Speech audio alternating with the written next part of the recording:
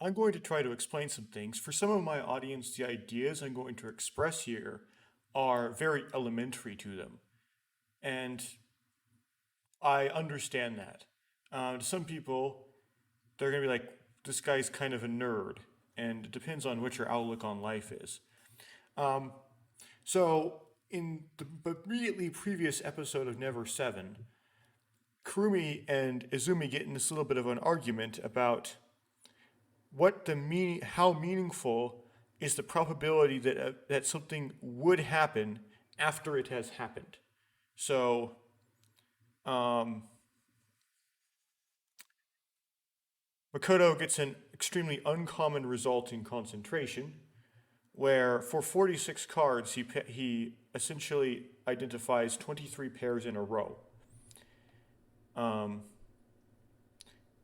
and they get in this debate over, well, should we be really concerned about that?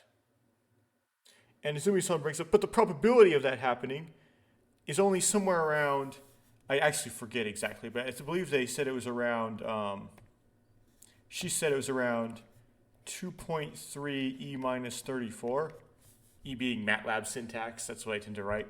It means times 10 to the. Um, its probability is so low that there's something funny going on here. Something's pulling semantics. Somebody cheated. Something supernatural's happening. Something like that's going on. And Kurumi said, well, it's got to happen some way, right? The cards have got to fall some way. So why can't it be that way? Right? Why? It's not zero. It can happen once. So when it does happen once, should be concerned. But the question we're asking here is not really what's the probability that this could happen at the start. The question is whether or not somebody did some sort of setup or some sort of cheat or some sort of intervention of some sort. In other words, was the game played fair? That's the actual question. And we already know that the outcome was that Makoto got all 23 pairs. So what we really want to know, what they're arguing over, is the probability that it was all just a coincidence, that it was not a setup. So I have probability of coincidence is 1 minus the probability of antics, where coincidence and antics form a two-part partition, right? Antics means there's some sort of setup, some sort of cheat. So the probability that no one cheated, nothing unusual happened, just happened to be that he got those right all in a row, given that he did so. So given that we know that he got those right, what's the probability that no one cheated? That was just okay, that was just organic? That's the real question, right? Should we be concerned? So we just use Bayes' rule, right? This is something that you tend to learn in your first and second year of college, or if you took stats in high school, and that is that the probability of A given B times the probability of B is equal to the probability of B given A times the probability of A. And let me check see if that's right. I'm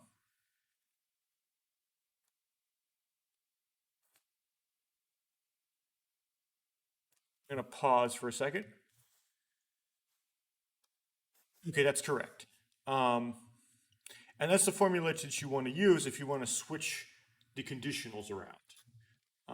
So you know the probability of B given A, but you want to find the probability of A given B. And it turns out that if you take like an introductory probability class, pretty much 90% of the problems you'll encounter over the first half of the class is just use Bayes' rule because they aren't very creative. So you just write a Bayes' rule problem in multiple different ways, and all you got to do is identify what the events are, identify what they're asking, and then use Bayes' rule. Anyway, so the probability that everything was okay, everything was fair, given that we saw this result, is equal to the probability that he would get this result, given that it's a coincidence, which we know from Izumi is somewhere around 2.3 e minus 34. I may not have memorized it correctly. Um, you could probably calculate that, but Kidd hired a mathematician to do it, and I'll just assume the mathematician is right. Times the probability that there could be a coincidence. I mean, the probability of being fair, divided by the probability that he would get that, just overall. So we don't really know what this is, so we have to expand it out.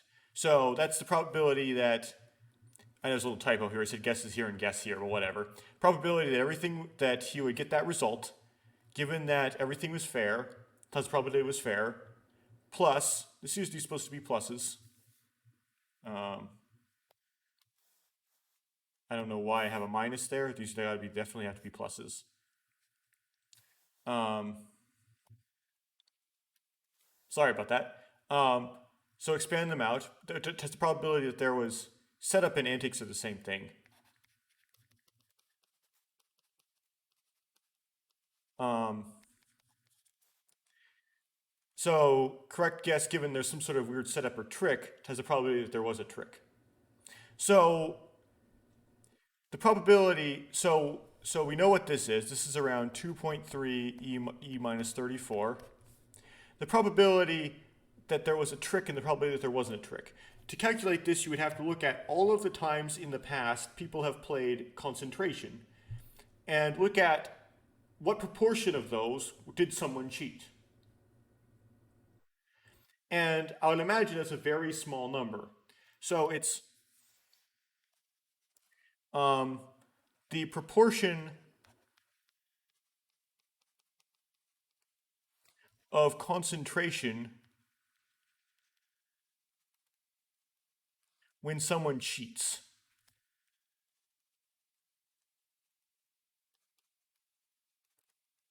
It's probably somewhere around 1e minus 7 or so. It's pretty low, probably. Because it seems like a game that's very difficult to cheat in. And in this fictional story, it would probably require, due to the context, some sort of plot device like mind hack to do it. Um, what I'm saying is, a lot of these, the Makoto's premonitions, they claim, at least Okuhiko claims, and Izumi seems to admit to, that she set them up. As in, when Makoto makes a guess at what the future is, they intentionally made it look like Makoto was right. Right? When he guessed what was for dinner, they said, we are going to intentionally make that the thing for dinner. When he guessed, however, they all happened to have onions in them. When he guessed that the car wasn't the battery was dead, they just pretended like the battery was dead, even though the battery wasn't dead. When he claimed there would be no rice, they pretended like there was no rice. The problem with that is you can only pull that off if you have an opportunity to, which means that Makoto would give a supposition of what he thought was true. In other words, you can't trick him into thinking he's having premonitions if he doesn't make any predictions about the future in general. And it's very unusual for someone to randomly say, but there is no rice, right? Like, why would you say that? That's not a very organic thing to say. Or, but isn't the battery dead? Well, why would he think the battery was dead? Right? If that was a fake premonition, it would have been fake. He wouldn't have thought that. Right? So a lot of these setups don't make it really a whole lot of sense. In order to make them make sense, he would have to introduce some sort of method of saying Makoto is going to do these suppositions. And there was language in the game where it said that Makoto didn't really know what was happening. The words just kind of come out of his mouth. Like wasn't even thinking, they just kind of came out. Which has kind of this mind hack suggestion that somehow he was remote controlled to do this. But it still doesn't explain why when what's her face? Haruka tripped, why he saw that and then it happened. Or with the earthquake, he saw the earthquake happen and then it happened. Right? That still couldn't really be explained, especially considering that they couldn't have known there was going to be an earthquake either. Right? It's hard to trick knowing there's going to be an earthquake. So, still not quite tight and consistent. But anyway, so this would have to require essentially some sort of mind hack, probably. It's very, very difficult to set up this trick. Unless Izumi somehow set up the trick. Yeah, it's near impossible. But anyway, the probability that people cheat in concentration is extremely vanishingly small. Now, correct given the coincidence, again, this is the same number again, this 2.3 e to the minus 34, times the probability that, again, the probability that he didn't cheat. If someone cheats vanishingly small, this right here, the probability it's a coincidence, is near 1. So I'm going to say near 1. Near 1. This is near 1. Plus the probability of a correct guess given the setup, given that there was a setup, this would be 1 because, well, near 1 because it expected if there's a setup that setup would work. It has the probability that there was a setup, this is really small, this is somewhere 1e minus 7. So I would tend to presume that this term would become completely irrelevant as long as the probability of setup is not down at the order minus 34. That's the big question. So if the probability of being able to set this up, of a concentration game being a setup, is larger than the order minus 34, and by a couple orders, this vanishes. And then we have something on the order of minus 34 divided by the order of the probability that someone cheated. That someone would cheat. Not the probability that they cheated given that you see the result, but just the probability that they would be cheated just given all games of concentration regardless of the results. That would be pretty small, but if it's a lot bigger than e minus 34, and 34 is pretty darn small, let's say it was minus 7, then this whole thing would be on the order minus 27. So the point I'm trying to make here is that because the probability of guesses given that yet there was no antics is so small, we do Bayes' formula. This could still end up being very small unless the probability that someone cheats in concentration gets down to the order of minus 34. Now, what do you think that is? Right? So this is the thought process. So as humans, although we may not necessarily think and draw this out, we have this inherent built-in nature to understand these things, right? Where if the probability that someone can cheat is not that low, then we would look at this and go, okay, if the probability, then it's probably that someone cheated. Right? We may not be doing this math, and we may not doing this specific math, but we go, okay, the probability that someone cheated is a much higher order than the probability if no one cheated to get this insane result. Therefore, it's more likely someone cheated. So, who was correct, Izumi and Kurumi, about their philosophy about the whole thing? In my opinion, with a little bit of math, it was Izumi, right? You should think that someone hacked or something. I know it's just that, like, it seems like, man, it would be really hard to cheat, wouldn't it? So just comparing orders of magnitude. Now I have this other stuff on the screen here. The reason why I have it is I think that Uchikoshi, when he brings up the subject matter, in the back of his mind, he's thinking of messing around with people and messing around with this idea down here. So this is the kind of, they call it the watchmaker type argument. So the probability that there is no God, given that there is life. Right now, everyone knows that for life to work, I gotta pause recording for a second because someone's gonna walk through here and then I'll. Okay, moving on. So this is the probability. So we're going to do the same thing as we did with the whole playing concentration. We're going to use Bayes' theorem again, or Bayes' rule. So we're going to say, what's the probability that life began given that there is no God? Okay, so this is something that people spend a lot of hours of their life thinking about for some reason. And essentially, you have to have some mechanism that can replicate DNA and sustain the process. Meaning you have to have a DNA molecule, so it has to exist. It has to then be able to have there also has to exist a DNA polymerase that can catalyze a chemical reaction that copies that DNA. And that has to exist. And we presume, and then every time you make a new copy of the DNA, there's got to be more DNA polymerases that can continue to make more copies. So I guess you could have one take turns going around and doing all the DNAs over and over again. But that won't really go anywhere if the DNAs don't encode anything. Eventually, the DNAs have to be able to encode and be expressed in order to express a DNA polymerase. That requires that requires a some sort of like ribosome-like structure. You could copy the DNA directly, but it has to be able to latch onto the DNA and transcribe it. As we know, all life we know today uses messenger RNA, right? So it actually will RNA transcriptase, and then it will use transfer RNA to link the amino acids together in the order dictated by the order of the codons in the RNA, which are the image of the DNA, and so on, right? But you need some sort of ribosome-like structure. You need something that then shapes. You have to have a bunch of amino acids. Those are easy to come by. Actually, that's not really a problem.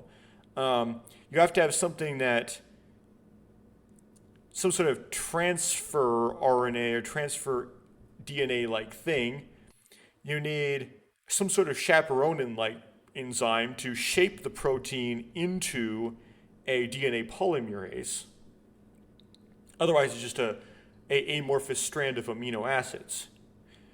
Then you have the DNA polymerase, and then it can copy DNA and make more copies of that same DNA. So the DNA can express itself, and then so copy itself. In order for the DNA polymerase to work, it has to be an environment that's filled with nucleotides that it can use to put the DNA together. And the DNA, you have to overcome some sort of energy barrier to put the DNA strands onto each other, which means there has to be some sort of energy source to drive the DNA polymerase. So you have to have some sort of energy carrying molecules, which I presume would be adenosine triphosphate, or ATP, or ADP, adenosine diphosphate.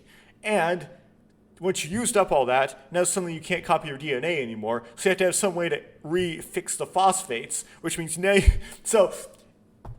so it's very, very difficult to make all of these pieces kind of spontaneously exist, even if you're given a lot of time.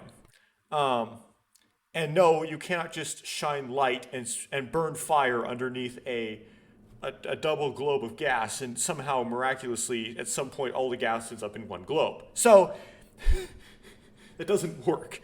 So that's a very small number. So this is like extremely small. It's not exactly zero, but it's extremely small. Okay? Now we have this number here, which we call the probability that there is no God. And this is given nothing. So you literally have nothing. You have no information. Darkness, nothingness. Tell me if there's God or not. Well, you have really no information to go off of. You have nothing. So by kind of definition, right? This is like, Laplace's theorem or whatever. If you don't know anything that will tell you the difference between anything, whether you're going to have one outcome over another, you have to assume that both outcomes are equal. So this is 0.5. Okay, so this is extremely small.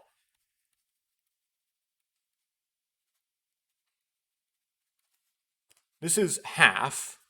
This is also half. This is also half. This is also extremely small, but presumably non-zero. And then this is another weird one. It's if assume God. Now, what's the probability that he makes life? Um, Again, It depends on what you mean by assume God. What exactly do you assume about God? Because,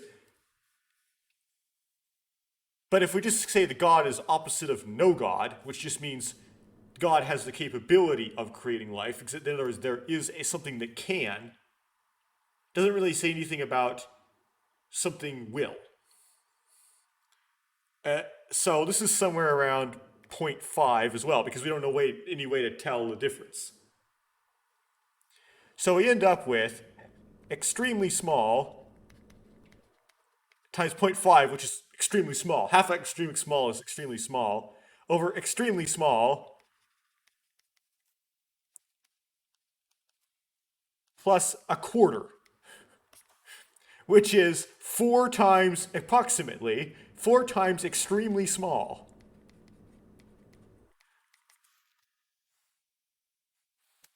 So the probability that there is no God, given that there's life, is 4 times the probability that there is life, given that there's no God. If that's extremely small, this is extremely small.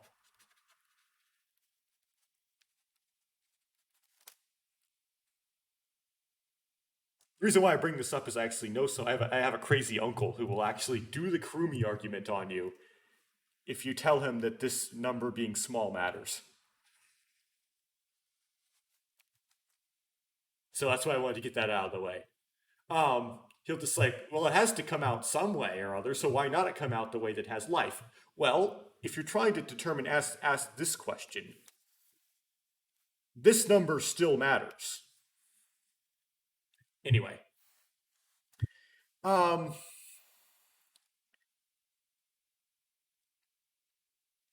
I guess should go back to the game now.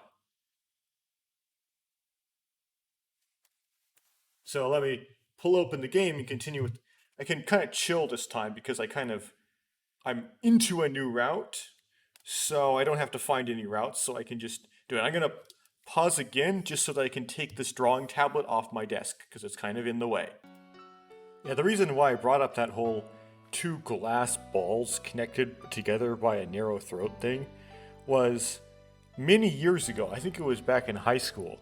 I was reading, I believe it was, I'm not sure about this, so don't take this as gospel, CNN. I was actually on CNN's website.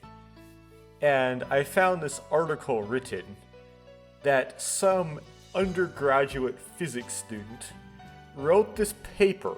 This somehow made the press, where he argued that a system will arbitrarily get more ordered given enough heat and light. Just kind of quoting some equations from thermodynamics. Now, I didn't really bother reading this, nor even looking at the math, because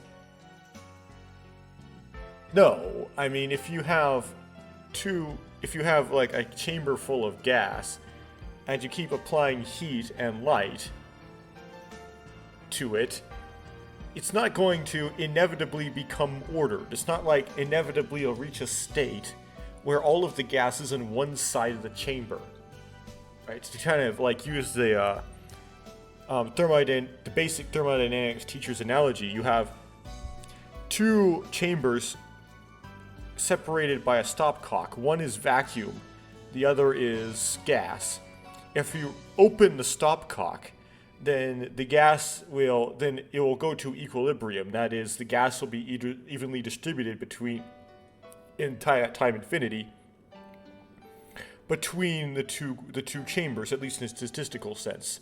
No matter how much heat and light you apply, you can't get it back all into the original chamber.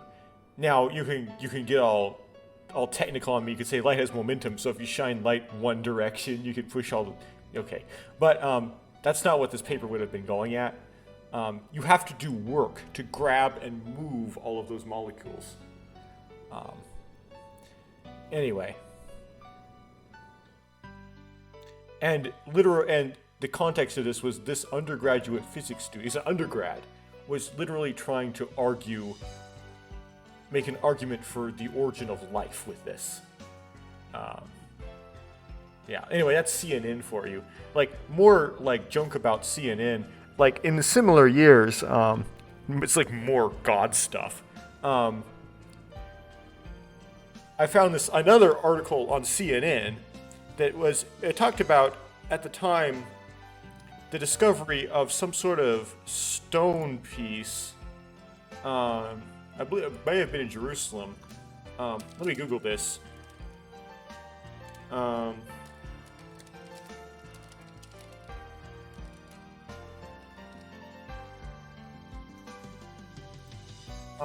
Artifact.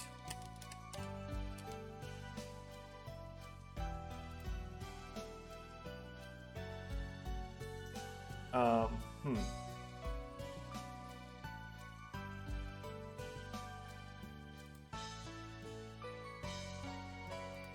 Oh, it looks like it's called something called the Kuntalet Ajrad. It's found in Egypt. Okay, maybe, maybe not. Anyway, um, it was about that, and I was like, okay, whatever. Um, the exact article with the I then went and checked the website for Fox News. I don't recommend you get your news from any of these two sources, but whatever. And they had the exact same text um, as the one from CNN. So it's like both news outlets just kind of took the same thing from the AP or something and put them on their websites respectively. But what was different between these two was just the last paragraph. So on CNN, it said, this finding is inconsistent with the text of the Bible, which says that the Hebrew people were monotheistic. Whereas Fox, and there's a paraphrase, I don't remember the exact wording, it's a long time ago. Fox said this is consistent with the biblical account that the Jewish people went and served many gods.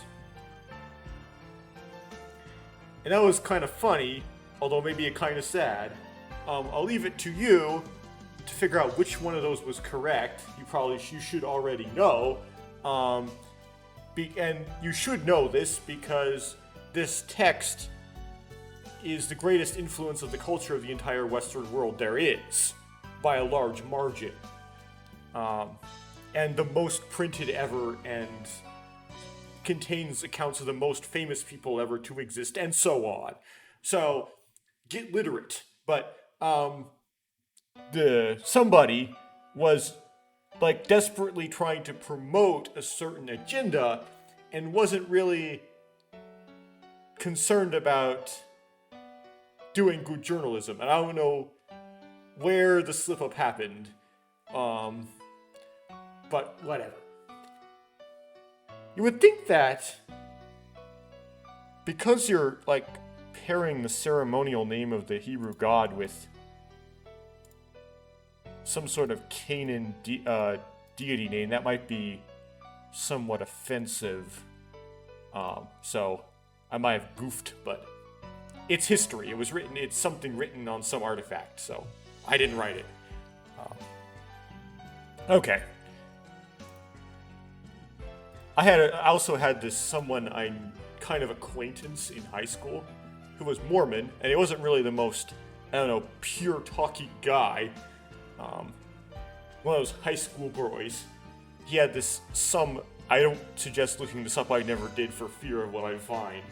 This song that would make fun of a group of people labeled, and I don't know if this word will get me canceled either. I have no idea. So I'm kind of innocent when it comes to these words that might be slurs. I don't know. Anyway, the word is weeaboo, which I see abbreviated weeb, and it basically is this person that meets some or more of the stereotypical criteria of has a tendency to consume a lot of and be obsessed with Japanese media. Tries to learn Japanese on Rosetta Stone. Tends to be unemployed and live in their parents' basement. And argues with people on the internet about atheism. And today I might have checked off a couple of those boxes.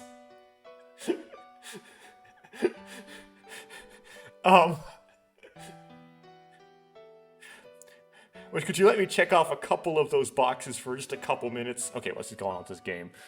Let's see, is this the latest one? It can't be, because these are later. Okay. Yep, it was yesterday at 1:30 in the morning.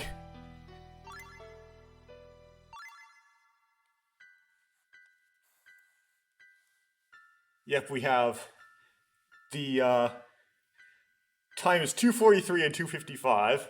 Yes, 2:55 is the largest number you can make with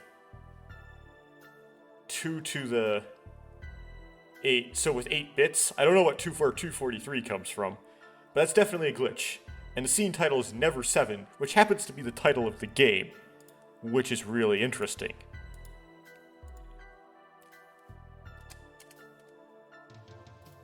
Why is my input? Okay.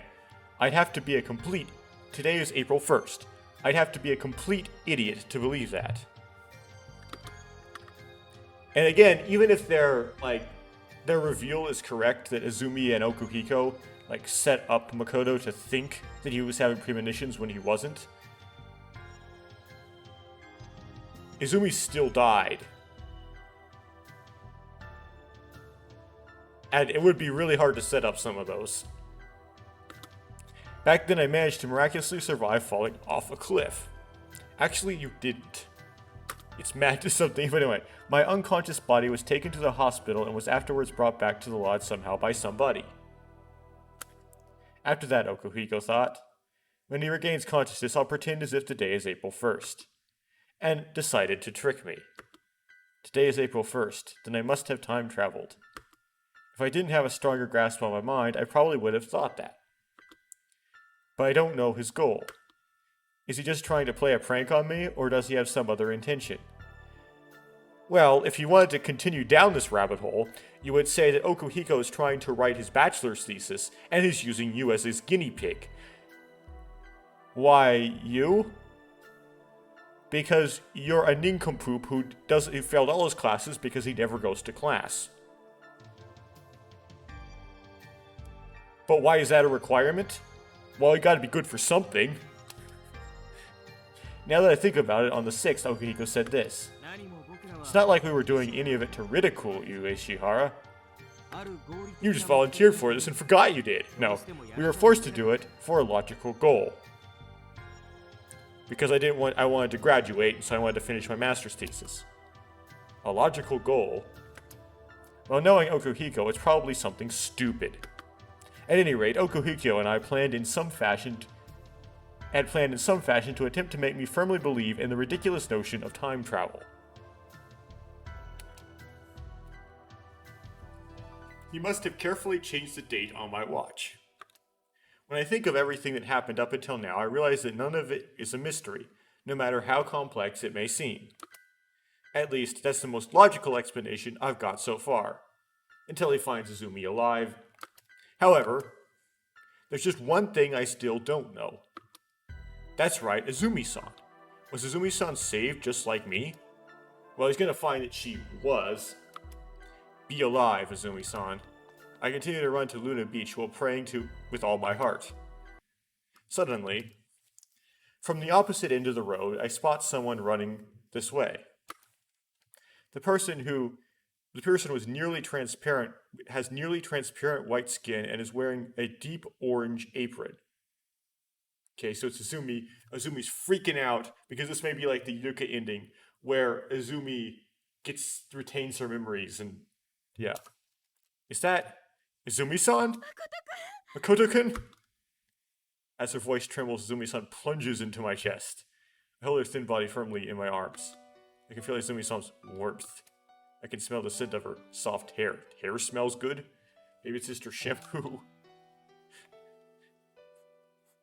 Izumi-san buries her face in my chest as she quietly sobs. Okay. She embraces my body strongly, intensely, as if to confirm that I really exist right here, right now. Makoto-kun, Makoto-kun. In between her sobs, she desperately tries to tell me something. I stop by returning her embrace tightly. Makoto-kun, I'm so glad. I'm so glad that your Izumi-san's breasts permeate through my chest. Those breasts are warm. They're the proof that she's alive. Okay. It's alright, Izumi-san. There's no way that I'll die that easily. As I quote, something, well, I kinda sorta quote Saki. I'm so sorry. I'm so sorry. A gust of spring breeze blows by. The trees all sway in the breeze. I see cherry blossom petals fall from far away. The wind blowing across the sea is dyed pink.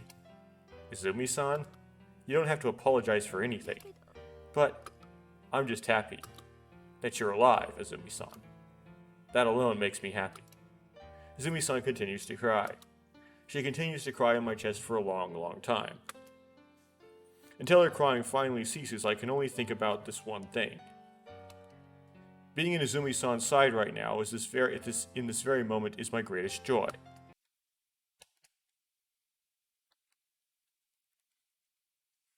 By the time Izumi-san finally calms down, the sun is already in the southern sky. Izumi-san and I look out at the shining silvery sea while hanging on the guardrail. I don't know what to talk about first, or if it's okay to even speak. I have way too many things I need to ask her. Izumi-san? What about the shop? For now, I decide to just start off with a safe, simple topic. Kurumi's watching it. I see Kurumi is, huh? Yes. But Izumi-san, doesn't Kurumi have school soon? Izumi-san keeps silent. She bites her lower lip and hangs her head down before shaking it slowly. I don't know. Huh? What happened back then? What kind of situation have we been put in now? I don't know any of it. Koto-kun, you know what day today is, right? No, honestly, I don't. I still haven't watched TV or read a newspaper. I don't know how long I've been unconscious for. I see. Izumi-san quietly mutters and gently takes my left wrist. This watch, it shows the date, doesn't it? Yeah, it does, but... What day is it? No, wait, if you're talking about the date, Okuhiko... What about Okuhiko-kun? Okuhiko's trying to deceive me again. Okuhiko changed the date on my watch? Date on your watch? Yeah. And what did Okuhiko-kun say? He quickly admitted it. He said that he had planned to deceive me. Planned to deceive you, he said that? Yeah. Anything else? Huh? Did Okuhiko say anything else? Izumi-san looks straight at me. Her pupils look like they're filled with complex emotions. Izumi-san, just what do you want to say? It's fine, I'll tell you about it later. So will you answer my question? What did Okuhiko-kun say? It's a fact that I was planning to try to deceive you in the future, but... I still haven't gotten around to executing it yet. Izumi-san, I don't remember much of what he said after that. In the first place, what he said was completely nonsense. Makoto-kun, he might have been caught up in something. We might have been caught up in something unbelievable. If what Okuhiko-kun said is true, then just to change the date on your watch. Hold on, Izumi-san. You're not saying that you believe what Okuhiko said, are you? Yes. Why would you trust that, Edmund? Wrong, Makoto-kun. The one I trust isn't Okuhiko. It's Kurumi. What? I trust Kurumi. Ever since she was born, I've known that Kurumi was definitely not the kind of girl who would lie. I'm sorry, I don't really understand what you're saying. In other words, that Kurumi said... What Kurumi said and what Okuhiko-kun said is the same thing. Since I trust Kurumi, I must trust what Okuhiko-kun said too as a result. You still don't understand? No, I do, but what did Kurumi say? Izumi-san thinks for a bit, trying to carefully choose her words and speaks.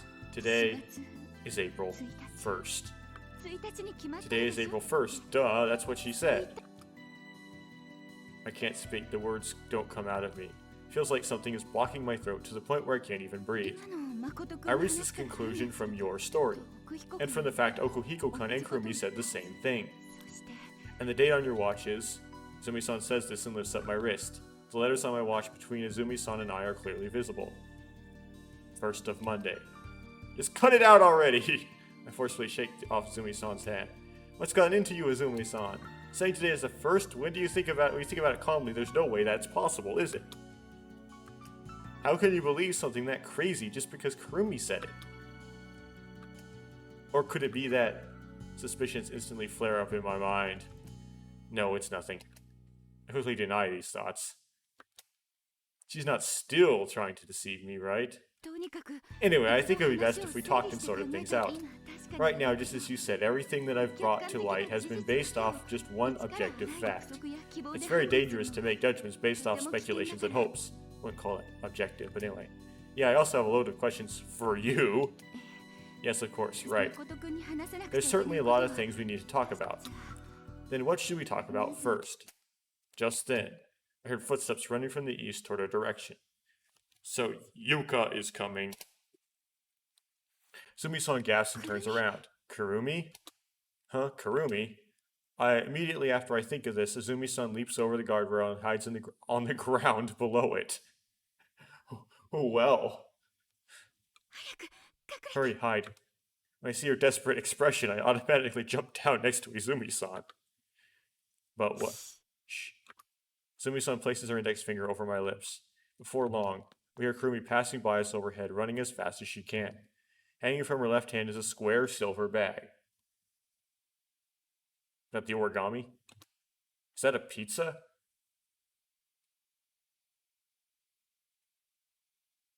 But did Izumi not make the pizza? Did Kurumi try to make the pizza? Well, we know she can do stuff like that. The sound of her footsteps get fainter and fainter. Once we can hear that sound anymore, Izumi-san and I go back up. I'm sorry, Makoto-kun. Huh? I have to go back to the shop. Wait a minute. I haven't asked you anything yet. I'll talk about it later. Then I'll also go to Luna Beach. You can't. What? Why not? Just do it. Anyway, act normal. It'll be fine if you act the same way you did on the last April 1st. Why do I have to? Enough. Just quiet down and do what I said just now. Please, okay? Sumi-san gives me one last kind smile and runs off. Left behind, I stand rock still and dumbfounded in the middle of the road as I watch Izumi-san slowly disappear. For now, I decide to head back to the lodge. Before I hear Izumi-san's story, there's something vital that I must confirm. Is today really April 1st? Or is Okuhiko tricking me again? No, why am I even thinking about this? It's obvious that he's trying to trick me, isn't it? If he isn't, then there's no other explanation for this. I'm going to prove it right now. This time I'll get the truth out of Okuhiko's own mouth. With firm determination welling up in my chest, I begin walking back to the lodge. I think over everything while walking up the hill road surrounded by trees. It'll be fine if you act the same way you did on the last April 1st. Just what was Izumi-san thinking when she said that? Does she really believe that today is April 1st? Just because Kurumi said it, is that really enough for her? I can't understand that logic. In that case, then it is actually that. Izumi-san is also deceiving me? I don't want to think about it, but no matter how hard I try, I can't help considering the possibility. Because it's a fact that in the past Izumi-san deceived me, it's a fact that she lied to me along with Okuhiko. Ha! Unintentionally let out a deep sigh. I have no pity for the me who can't trust Izumi-san, but at the same time I can't help but be stubborn and remain wary, telling myself that I won't let myself be deceived again. Bitten once, twice, shy twice, huh? When I get exactly halfway, I think the expression should be, if deceive me once, shame on you. Deceive me twice, shame on me. Or, in the words of George W. Bush, deceive me once, shame on me. Well, it's fool. He used fool. Fool me once, shame on me. You won't fool me twice. When I get exactly halfway up the hill, I see that same girl from earlier cheerfully running down. It's Kurumi. Hey, Kurumi, I call out to her from far away. Kurumi temporarily stops, gives me a small bow, then starts running past me. Kurumi, what's wrong? Did you have some business at the lodge? Who are you? Kurumi is silent. She looks taken aback, her jaw dropped. What is it? Why are you staring at me like that? Sorry. Beg your pardon, but, whom might you be? What? Oh, please don't worry about it too much. Kurumi's got a bad memory. He's always forgetting people's names. Are you joking? Sorry. At the very least, if you just said your initials, Kurumi might remember. The instant I hear that, all blood is drained out of my head. I feel lightheaded. What is this? This is terrible. I'm a protagonist in a game. To think the situation would get so serious. That's fine. I barely managed to mutter this. Kurumi's really sorry. Kurumi gives me a deep bow and runs away as if she's trying to escape from me. This confirms what Izumi-san said earlier was right to a certain degree. Kurumi's behavior is clear that to her today is April 1st. Nevertheless, this is by no means indisputable proof that today is April 1st. Right? There's also the possibility that even Kurumi is in cahoots with Okuhiko. Izumi-san said to trust Kurumi, but I don't know if she was being honest. What's the truth? Which is reality? There are three possibilities. 1. Okuhiko and Kurumi are lying to Izumi-san and me. 2. Okuhiko, Kurumi, and Izumi-san are all lying to me. 3. No one is lying. We know from the endings, the other endings, 3 is the correct answer. Unless he decides to change the game.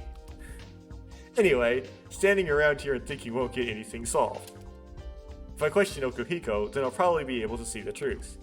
I run up the short staircase that leads to the lodge as fast as I can. I violently throw open the door. Hey, where are you, Okuhiko? Hey, don't shout. If you're looking for Okuhiko-kun, he's right in front of you. As she says, Okuhiko's sitting on the sofa. His eyes widen and his cheeks tremble as he looks at me. Hey, what is it?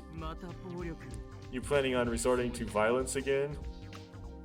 That depends on your answers. I have right here. As I say this, I walk briskly towards Okuhiko. Hey, someone do something about this barbarian. And at that time, a cuckoo clock goes off. At the same time, I hear the polite voice of the announcer from the TV. Today is Monday, April 1st. This is the afternoon news. Her voice instantly reaches my ears. Monday, April 1st. It repeats once more in my head. I stagger over to the TV as if following the siren's call. I look at the old round cathode ray tube.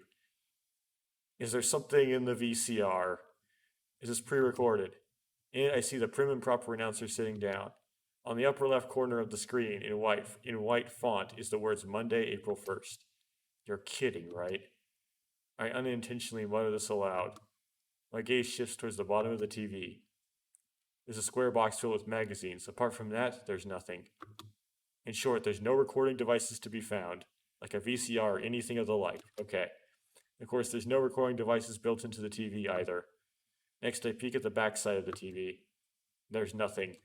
Not even a cable connected to an outdoor antenna or anything like that. There's only an old-fashioned indoor antenna on the top of the TV. Once again, I look at the TV screen. It's changed to a new scene. Place similar to a wide auditorium with hundreds of young men wearing brand new formal suits, listening with boredom as some man gives a speech to them. Then, in other words, this is exactly what is being broadcast now, at this very instant. Hey, Makoto? What are you doing? Is there something wrong with the TV? Hey, Yuka. What's today's date? Why are you asking me that? It's fine, just answer. April 1st, right? Haruka? What's today's date? April 1st. I say nothing and rush out the front door. I jump down the largest short staircase. I descend the hill road surrounded by trees as fast as I can. I run down the road along the coastline without looking aside and head to the east. I finally arrived here. I figured that people were bound to be around here, as I thought there were adults here to watch the cherry blossoms fall, while their children that they brought along play at Viewpoint Park. Since I came all this way running non-stop, I'm out of breath. But I don't have time to rest. I want to confirm the truth as soon as possible. I'm panting like a dog, I go out to a young woman. Excuse me, what's today's date? She glances at me and walks away as if nothing happened. Wait a minute. While saying this, I grab her tightly by the arm. Please stop, let me go. What's today's date? Do you want me to call the cops? If you tell me, then I'll let go. It's April 1st, April 1st. Let me go already. The girl shakes off my grip before frantically running away. I turn around and see several sightseers giving me suspicious glances. I need to speak to more people. I approach a father who's holding his young son's hand. Excuse me, what's today's date? April 1st, I believe. Behind the father is his young son. He's tightly clinging to his father's leg and looks at me. Hey, do you know what today's date is? The 1st? Thank you. Pat the boy on his head and head for Viewpoint Park. As I walk through the center of the wide park, I try surveying the area. Before long, I spot a public telephone in a corner of the park. I didn't notice it before, but it's a yellow-green old-fashioned payphone. I immediately run over to it and pick up the receiver. First, I decide to call the friends of people who I'm on good terms with.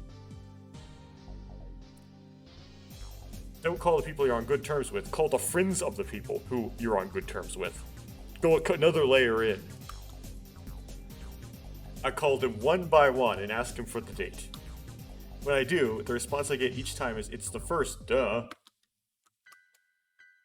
I pump nearly all of the money I had on hand into the phone to call place after place.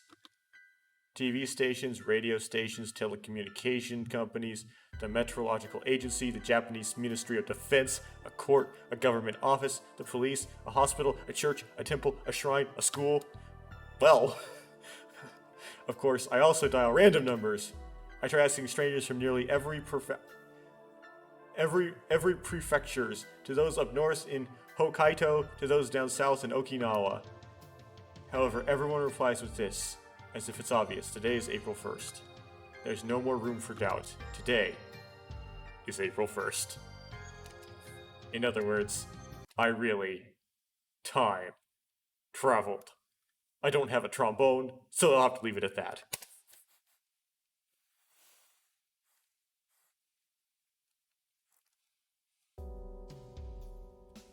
The now burning red sun is settling far off to the west. It slowly but steadily begins to sink down towards the horizon. This whole afternoon, I've been keenly aware of the normally ignored swiftness of time. Why did this? What should I do from now on?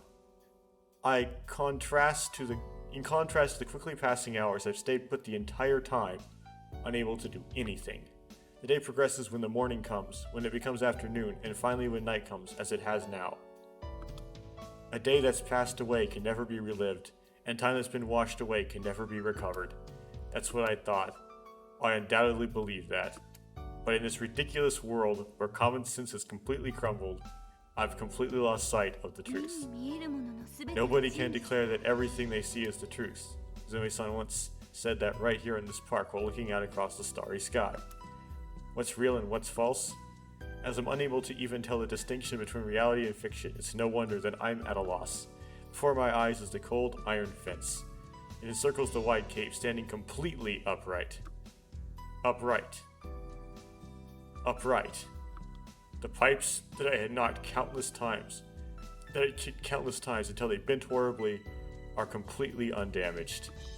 The fence isn't broken at all. I walk towards Luna Beach, tottering down the road lined with cherry blossom trees. I need to get the truth from Izumi-san. Right now it's clear that only Izumi-san can understand my mental state. Likewise, I'm the only one who's able to understand hers. What is Izumi-san feeling right now? The answer is to that is clear to me. Obviously, it's because the only ones that experience this incomprehensible phenomenon are Izumi-san and I. Because Izumi-san had time travel just like me. Kodo, geez, where'd you go? When I step out onto the coastline road, Yuka calls out to me. Don't just leave without a word. We were worried, you know. Haruka and Okuhiko appear from behind Yuka. Seriously, you're not a very cooperative person, are you? You know what the goal of the seminar camp is, don't you? Strange situation, exactly what you're supposed to keep in mind and avoid. The goal? To form bonds with each other? That's enough of that. Let's go. Haruka says this and starts briskly walking away. You're going with us too, Makoto. Going? Where are we going? Shopping district. Even if we go back to the lodge, there's nothing to do there. The shopping district? Oh right, on last April 1st we were trying to head to the shopping district and came across Luna Beach on the way. If I'm able to repeat that history, then I'll have to go there this time as well. Come on, let's go. With that, Yuka grabs my hand and starts walking. For now, I decide to just keep quiet and go with them. Either way, I was planning on going to Luna Beach. Hold on. Something's bugging me. Last time Okuhiko said that the goal of the seminar camp was to deceive me. But it wasn't just him deceiving me, but also Azumi-san, even though she's not a member of the seminar camp. Just what does this mean?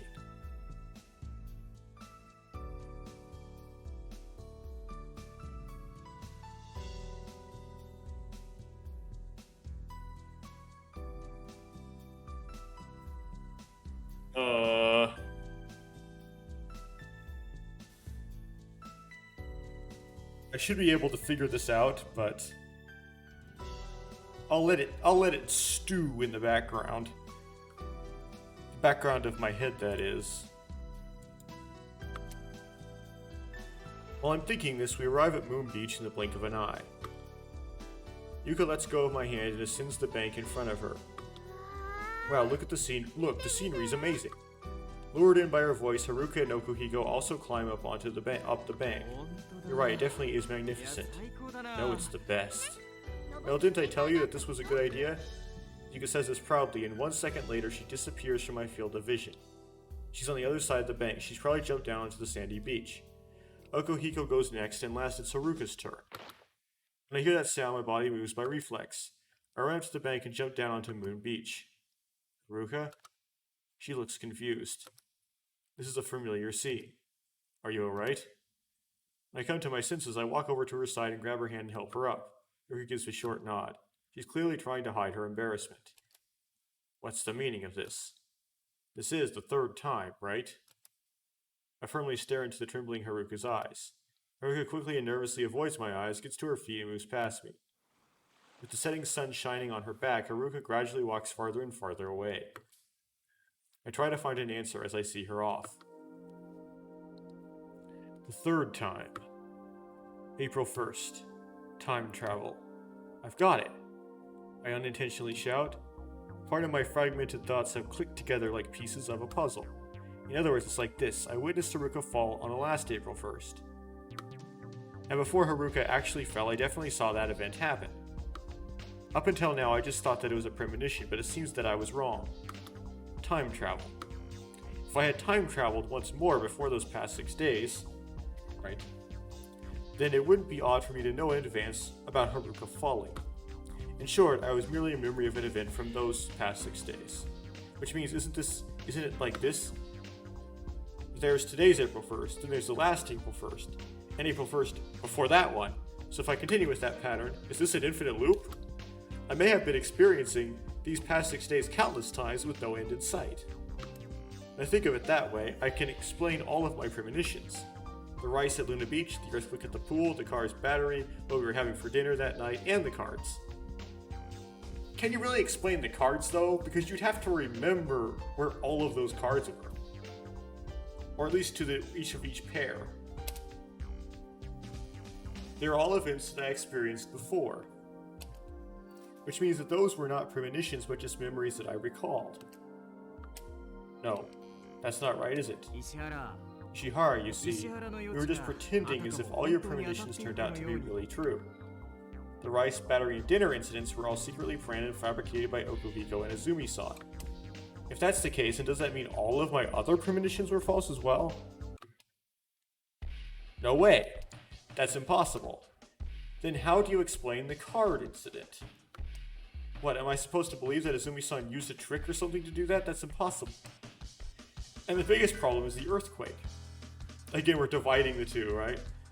The probability that, given that it was fair play, I would have been able to guess all of them, divided by the probability that it was a trick. And the biggest problem is the earthquake.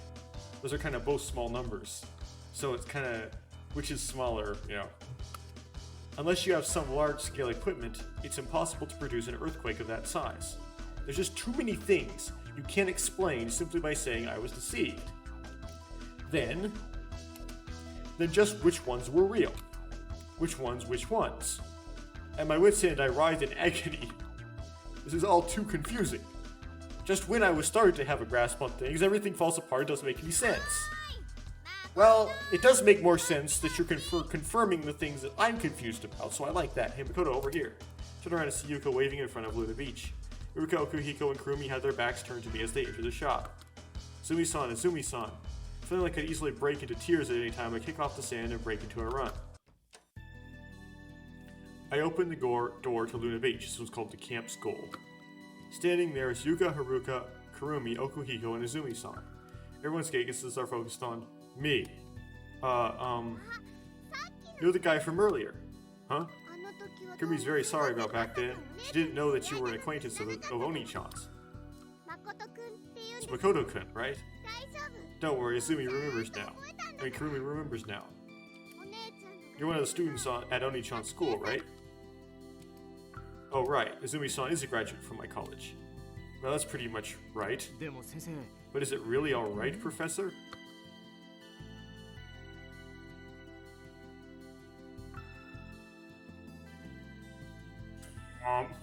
Don't have a trombone again.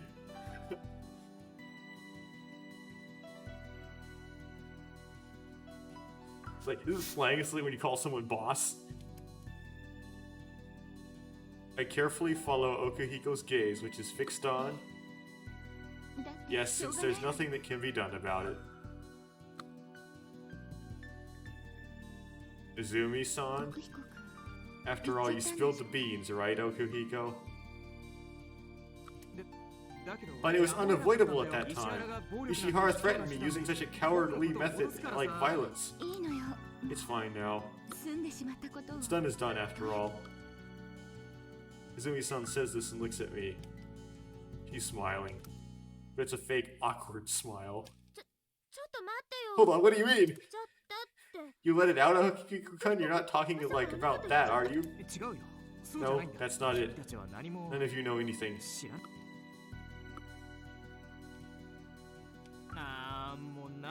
Or should I explain this? In short, the two of us were trying to deceive all of you. All of us? Yeah, that's right. As Sun Tzu once said, in order to deceive your enemies, first deceive your allies. It's likely none of you knew anything, but we had planned for you to become our assistants. Assistants for what? I mean, you were to be our assistants for this experiment. Experiment? Hey, what is that? What are you saying, Okuhiko? What do you mean? Professor? Why are you calling Izumi-san Professor? What is this experiment? My legs are trembling. I don't even know what I'm shouting, but I don't care. My head feels like it's going to explode. Makoto-kun, come with me. Izumi-san takes my hand in tightly as she mutters this. Gradually, her gentle warmth permeates through me. Izumi-san? Just like that, Izumi-san takes my hand and opens the door to Luna Beach. We sit in the car's passenger seat. From beyond the glass windshield, I can see the white walls of Luna Beach. Izumi-san is sitting in the driver's seat looking at me uneasily. Makoto-kun, are you alright? Of course, I'm not. I don't understand anything anymore. Since this happened, I feel like I'm about to go insane at any moment. When she hears my words, Izumi-san tightly purses her lips and lowers her gaze. I'm so sorry. I should have told you sooner. It's fine. I don't want to hear your excuses. I want to hear everything. I want to hear everything you know, Izumi-san. Izumi-san closes her eyes.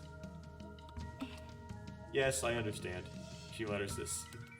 She slowly opens her eyes with the light dancing in her pupils. As I do everything I can to endure waiting, Izumi-san quietly begins talking. The one who told Okuhiko-kun to deceive you, Makoto-kun, was me. You're not really talking like a professor, are you? This is very non-communal. Why did you do that? Because I wanted to understand it. Understand what? Curé syndrome. Curé syndrome? It feels like I've heard that somewhere before. That's right, Okuhiko. The title of the report Okuhiko had. It was Curé syndrome inquired. Makoto-kun, did you read that report? No, not really. I just randomly flipped through it.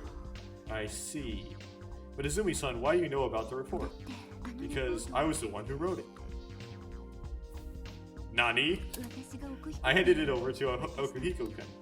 Wait a minute, Izumi-san. So, when Okuhiko said professor earlier, he meant That's right. I'm a professor at your college, Makoto-kun.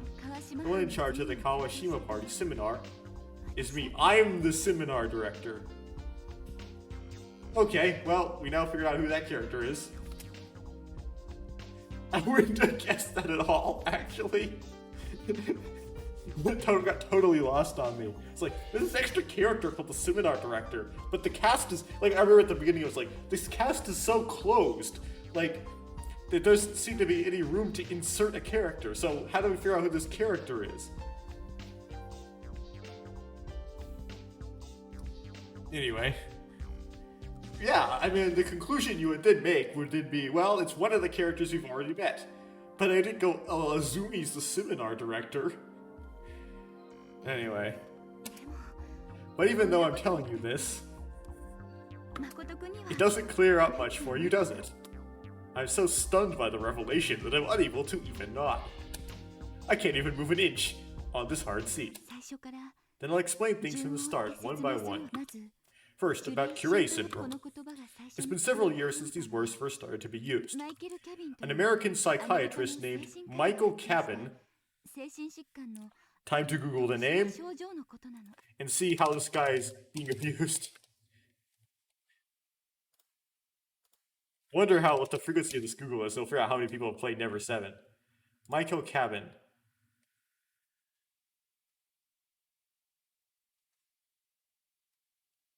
Well, there's a lot of them out there.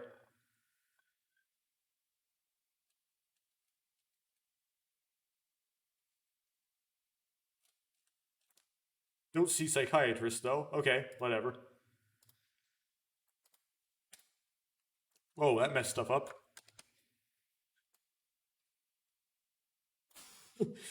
That would look weird on recording? Okay. Oops, I skipped something. Discovered a certain mental illness with unique symptoms. At the same time, in other words, he discovered a person with a mental illness. At the same time, Dr. Cabin, because that person was unique, the symptoms were unique. At the same time, Dr. Cabin participated in the counseling of a boy named Tom Fablin, who was hospitalized at the hospital he worked at. Tom was still 12 years old at the time, but he had been diagnosed with paranoia. Paranoia? Yes, that's right, paranoia. In other words, he was delusional. His symptoms first appeared when he was 10. He was a straight-A student, had a good personality, and was a child who was adored by everyone. Then, when he was 10, in the summer of 2003, suddenly he began saying incoherent, illogical things. Because he time traveled, probably. That's what this would tell you.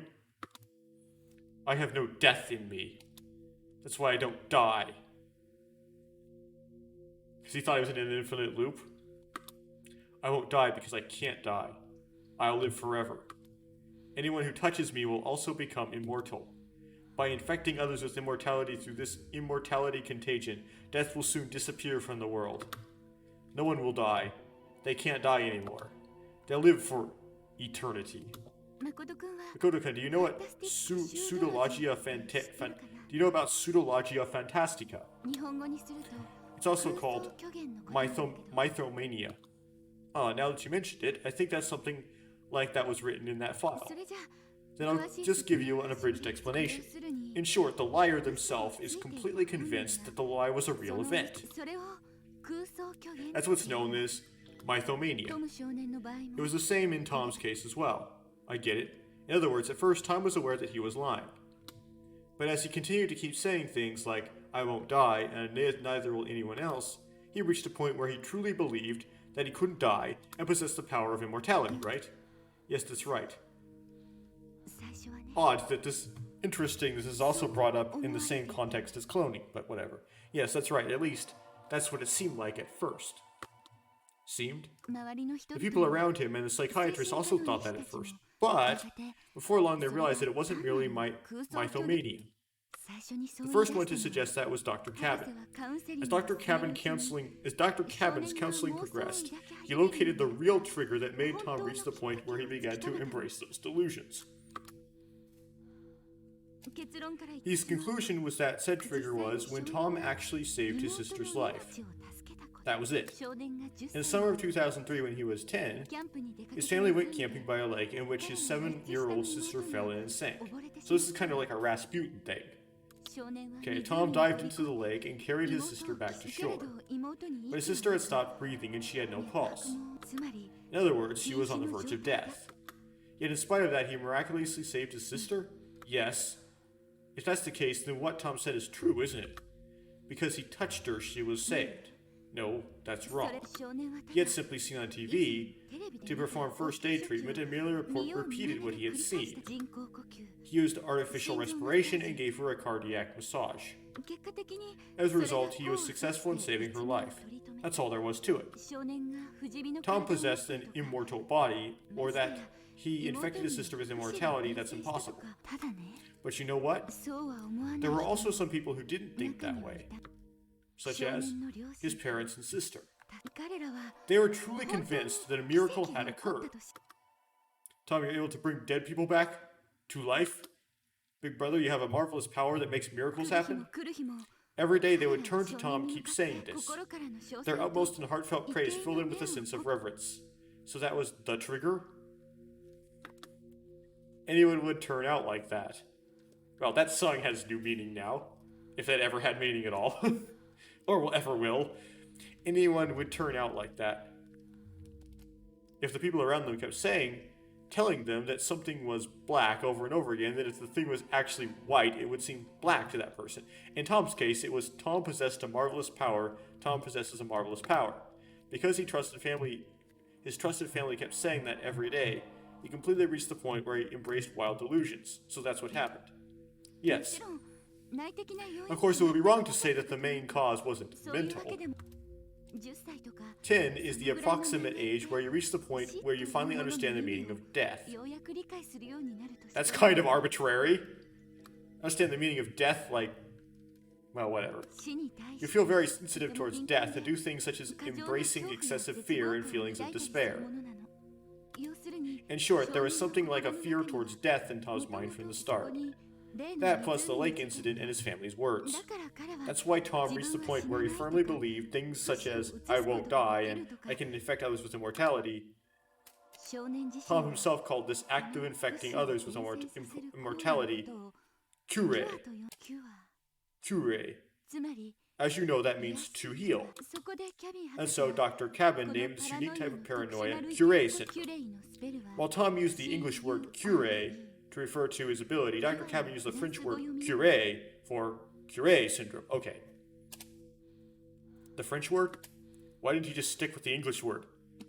Anyway, cure syndrome is the definition. Well, that might come up later, I might explain that. The definition of the act of firmly believing without a doubt that the lies told by people surrounding you are the truth. At this time, it's important that the first person or people that lied also don't think it's a lie. The person who reaches the point where they embrace the delusion, and the first person or people who lied are convinced the lie is reality and the truth. They seriously believe it from the bottom of their hearts. In a sense, you might say that that's the spreading of the delusion. These are the two principal traits of cure syndrome. Izumi-tan takes a deep breath. Her expression seems to have calmed down a little. Maybe the more she slowly reveals the truth to me, the lighter the weight in her heart gets. Suddenly, outside the window, I see Saki. Saki forcefully opens the door to Luna Beach and lunges in. I see. She's here to complain about her pizza. Izumi-san also seems to realize this. But we don't have time to deal with Saki right now. She's not even close to done with explaining everything. With the exception of the cure syndrome, I still know nothing. Izumi-san, earlier you said because I wanted to understand it, right? Yes. You wanted to understand cure syndrome, that's why you told Okuhiko to deceive me. Well, it appears like you already do understand cure syndrome, and you're just trying to get money to do research. Yes. I see, so that's it. I finally understand Izumi-san, what Okuhiko meant earlier when he said experiment. In short, the seminar camp's goal was to run an experiment on cure syndrome. Is that right, Izumi-san? Izumi-san gives me a slow, deep nod. Judging from the way he talked earlier, it seems like only you and him are involved with the experiment. Then the others, right, they haven't been told anything about this experiment, so Yuka, Haruka, Kurumi, and Saki. Not Yuka-chan, not Haruka-chan, and of course not Kurumi. The only thing those three knew was that I was a professor, so they did know that. But I told them in advance that they weren't allowed to tell you anything. The goal of the Simar camp is to deepen the amity between the members. At the same time, it's also serving as a background check for Makoto-kun, who has a low attendance rate. That's the excuse I used. Then what about Saki? Does Saki know about the experiment? No. Saki-chan's involvement was completely unexpected. She definitely doesn't even know that I'm a professor, which means that it really is only you and Okuhiko. But why didn't you just tell them as well? Because there was no need to. The more people there were who knew the truth, the greater the danger there was of the secret slipping out. That's why. I see. Only two people, that is, you and Okuhiko, were sufficient enough to deceive me. That's what you meant. That's what you mean. The words I spit out create an anguished expression on Izumi-san's face. Well, whatever. Over-the-top conspiracies aren't exactly my thing anyway. Anyway, by you and Okuhiko pretending that my premonitions were actually correct, you tried to make me firmly believe that I had precognition. In other words, you intentionally tried to make me embrace my delusion. You attempt to cause me to be afflicted with Curie syndrome just like Tom. And you secretly observed me every day as my state began to change. You're investigating the process of your subject's psychological change. As a true goal of the seminar camp, as to carry out this so-called experiment. Isn't that right? Izumi-san is silent. She lowers her eyes, trying to avoid my gaze. I'm just waiting for her answer. Before long, yes, you're right.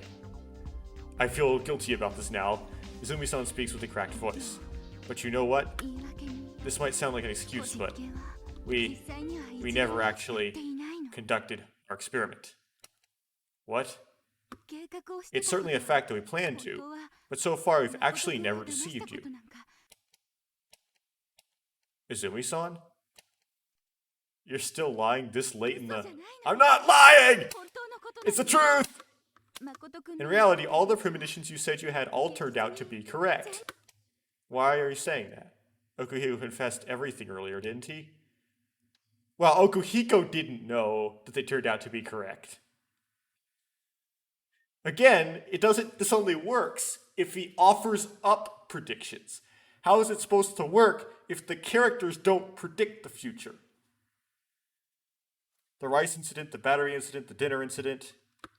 You and Okuhiko just pretended they were correct, weren't you? Makoto-kun? Izumi-san suddenly grabs my wrist. Like that, she drags it to the base of my feet. So she folds him over? She makes me feel the car's key with my hand. Why don't you try it?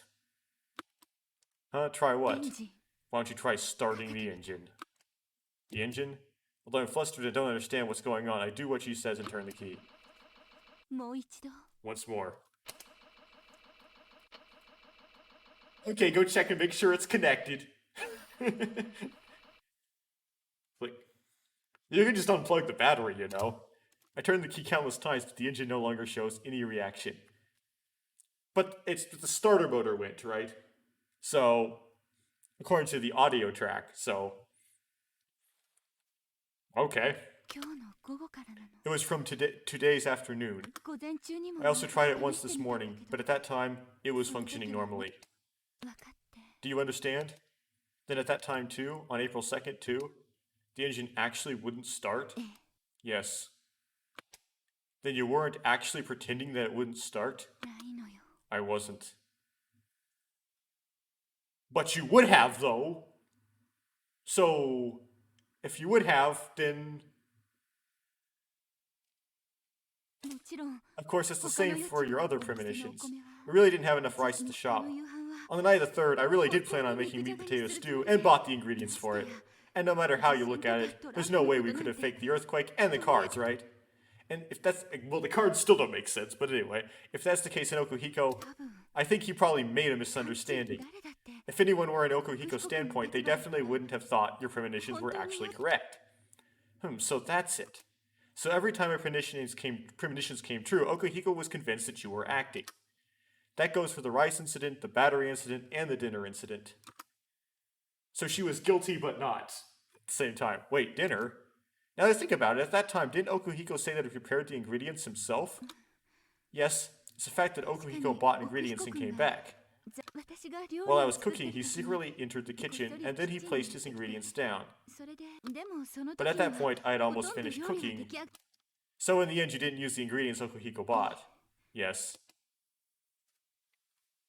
I see, putting it that way, that's probably how it turned out. When I was preparing for the barbecue, I returned to the lodge to get onions. Now I see why there were so many onions. They were the ones Izumi-san didn't use, and the ones Okuhiko prepared. Both portions were put into that plastic bag. It seems that Izumi-san is saying what Izumi-san is saying isn't a lie. And that's why you were so persistently asking me about my premonitions. Yes. Because even though we hadn't done anything yet, you were still suddenly speaking of premonitions.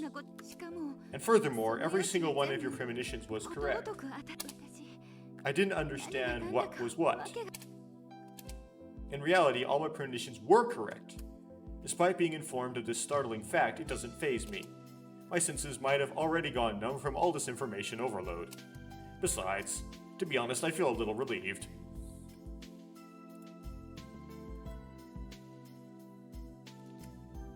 Because in the end, the only one who tried to deceive me was Okuhiko. Izumi-san and the others were lying to me, but they planned to. Sure, they did hide the fact that Izumi-san was actually a professor, but apart from that, almost everything else in the past 6 days happened naturally with no performances or gimmicks. It was everyone being themselves, creating real memories. That knowledge puts my mind at ease. An abrupt knocking sound causes us to turn around. Oni-chan, we've got trouble! From beyond the front door, we see a troubled Kurumi. Now's not the time to be pledging your love for each other in front of the setting sun. Izumi-san and I exchange glances. And then, what's wrong, Kurumi? Izumi-san opens the door and gets out of the car. What's wrong? Now's not the time to be saying such carefree things. That's why I'm asking you what happened. It's not what happened, it's that what not happened. We all thought we'd make dinner, but we're completely short on rice. No one knows what happened with Saki. Saki's like, well, I guess there's no one here. Sped up day. Well, that's meta. After that, Saki and I go shopping for rice. Are you required to do that to get this ending, or did it just adjust to what I did my first way through? After we finish Izumi-san's meal, we go to the pool at Tsukiyo Hotel, where an earthquake happens just like the last first. Of course, Izumi-san avoids falling into the pool this time, but we end up being chased around by security guard again anyway. When we return to Luna Beach from Tsukiya Hotel, we tell each other stories, tell each other stupid jokes, and before you know it, we're all chatting like the best of friends, despite it only being our first meeting. Now that I think about it, it might only be natural. After all, to Izumi-san and I, this isn't our first meeting. Before long... Oh, if that's the case, then I've got an idea. Why don't we try going to the pool tomorrow? We promised to go to the pool tomorrow and leave Luna Beach. In the end, I've decided to do everything I can to try letting these 6 days pass without changing much. Still, there are a few things I want to interfere with. There are some events that I don't want to happen twice. For example, Saki getting swallowed by that monstrous wave, Saki and Haruka's fight. I have no intention of letting things like that happen again. There's also that one horrific event that I don't ever want to happen again. I must prevent that terrible conclusion no matter what, if nothing else. But this is something that doesn't concern the others. This is me and Izumi-san's problem alone. That's why I can't get the others involved. If Izumi-san and I cooperate, then it should be nearly impossible for that horrible event to happen again.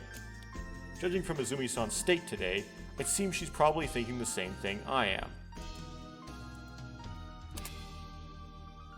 Now that we've confirmed that we time traveled, we know that getting flustered won't help anything. We were suddenly thrown into this incomprehensible, strange world, but nevertheless, nothing will be solved if all we do is hesitate and worry. Anyway, I've got to try to stay positive. The reason for the time travel and the cause me getting stuck in an infinite loop. Is that like a typo? I think it should be the cause of me getting stuck in the infinite loop.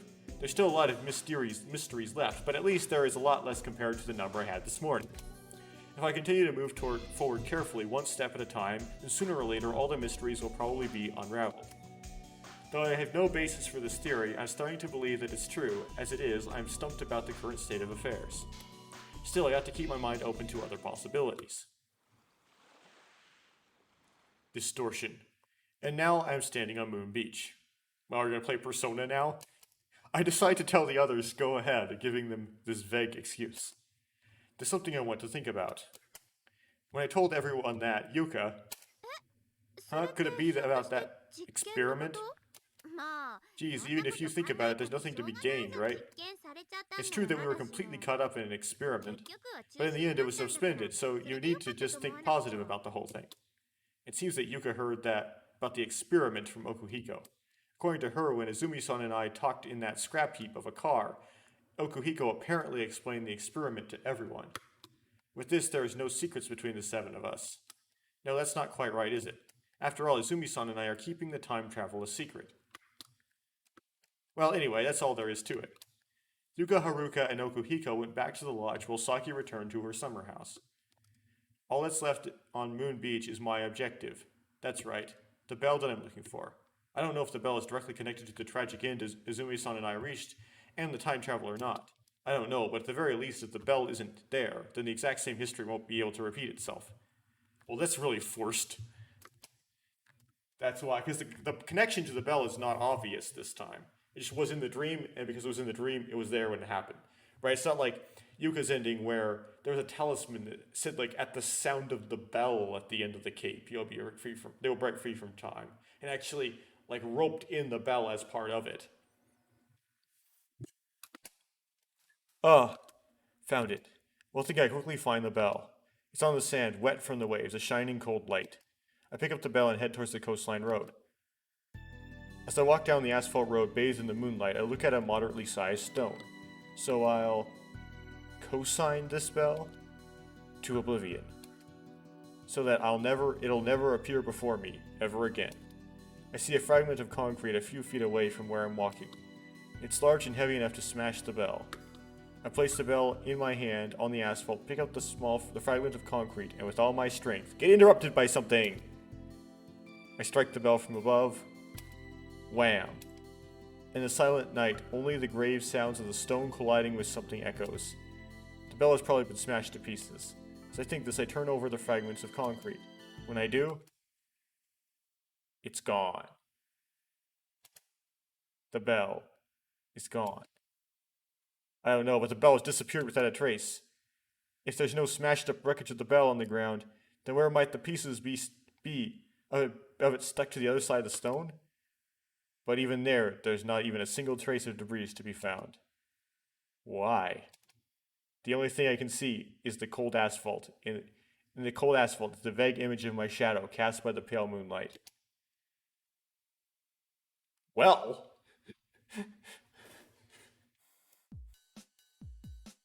Sped up day. The next day. As promised, we go to the pool. Like last time, only Kurumi stays behind at Luna Beach, saying she has a headache. At the pool, despite me and Izumi-san's efforts, Yuka drinks a lot of beer. Naturally, when we get back to the shop, Yuka... Toro. I want to eat Toro. Turns into a nearly uncontrollable, intoxicated drunkard. However, in spite of that, there's no way we can go along with Yuka's selfish request. If we did that, then Saki might nearly drown again. Izumi-san and I manage to talk her out of it, and we invite everyone to go see the cherry blossoms instead. We arrive at the cherry blossom trees, the Cape of Affection, and the shrine. Oh, great. So you have to have new dialogue. There's not the time for that. Right now, Yuka and Kurumi are playfully chasing each other around the lighthouse in Viewpoint Park. The rest of us are still standing on the cherry blossom road, completely stunned. This is Saki, Haruka, and Okuhiko's first time seeing these cherry blossoms. The three of them seem to be under an incredible sense of awe. Express your feelings on the Cape of Affection and carry out those feelings on the Cape of Love. Izumi-san is at the edge of the cherry blossom road, absently watching Yuka and Kurumi run around the lighthouse. What's that? It's an old tradition of this island. Okay. If a man and a woman confess their feelings for each other under that lighthouse, it's said that their affection will bear fruit. But the story she told us on last second is a story she told us the last second when we were sitting in a circle. Why is Izumi-san so interested in telling the same story twice? I feel like I somewhat understand the reason. But Professor, from what I've seen of the map, I thought I saw another cave that's near here. Cave? Are you talking about that cave that's a bit to the west from Viewpoint Park? Right, that's it. You know what I was thinking? Is there a Cape of Affection? Then perhaps there's something special about that one as well. What do you mean? You don't know? On the map is a marker of a shrine's archway on the top of the tip of that cave. In other words, there's a shrine there. Okay. Your conjecture might be correct. Right? But you know what? If you're right, then that legend itself has completely lost all meaning. Because there's no longer a shrine to that cave. Huh?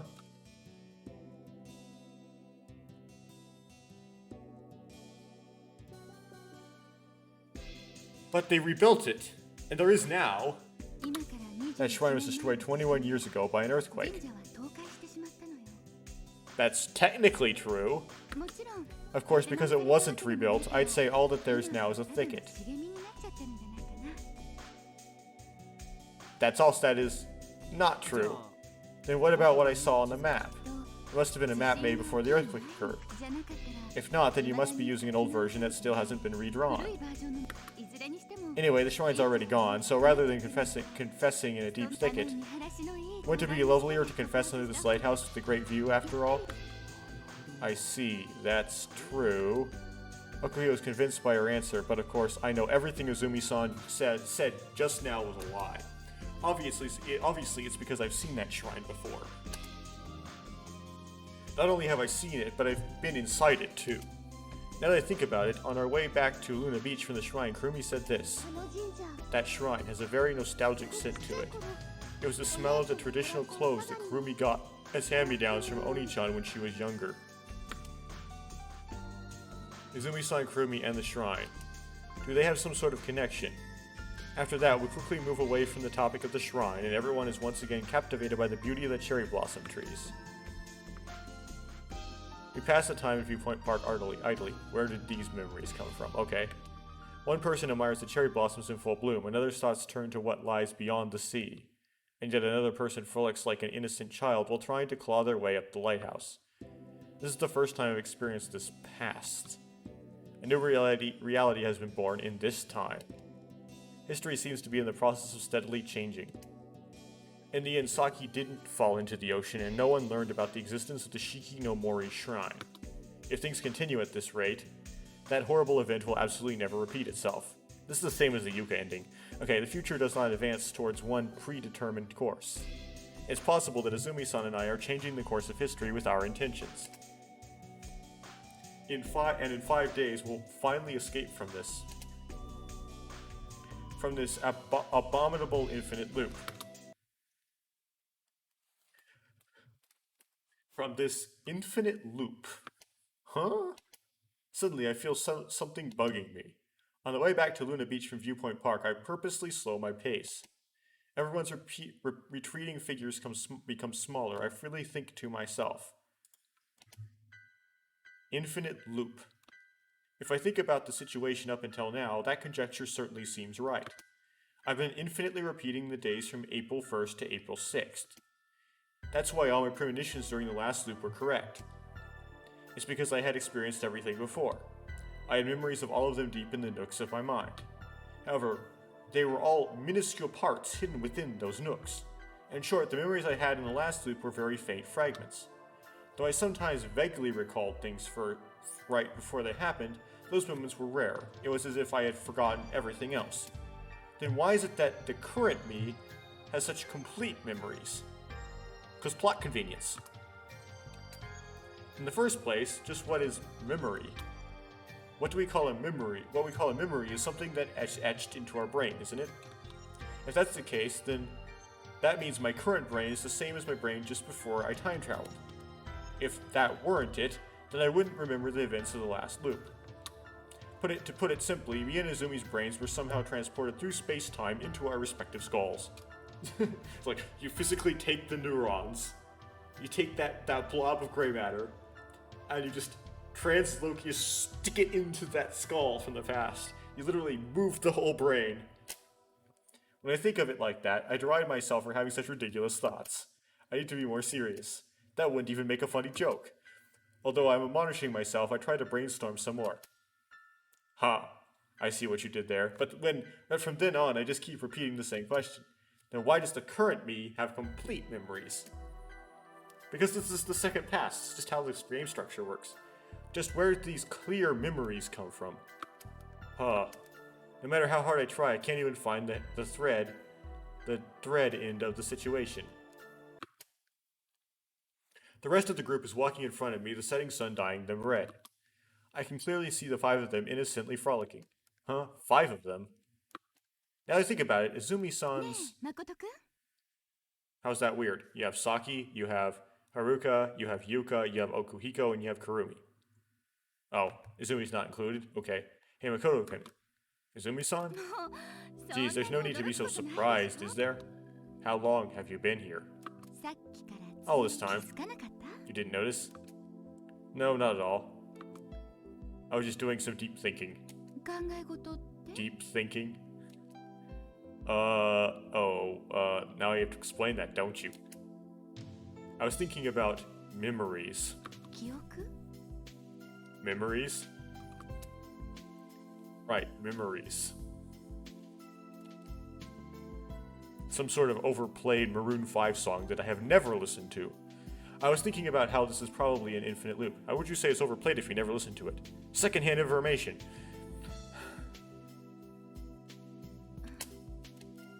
Oh, whoops. There's no way you'd understand if I said something like that so suddenly, would you? How do I explain this? When I think about it, I realize that we haven't really had a direct conversation since our talk in the car. I have many things I still want to ask her, but there's been no chances for us to talk alone yet.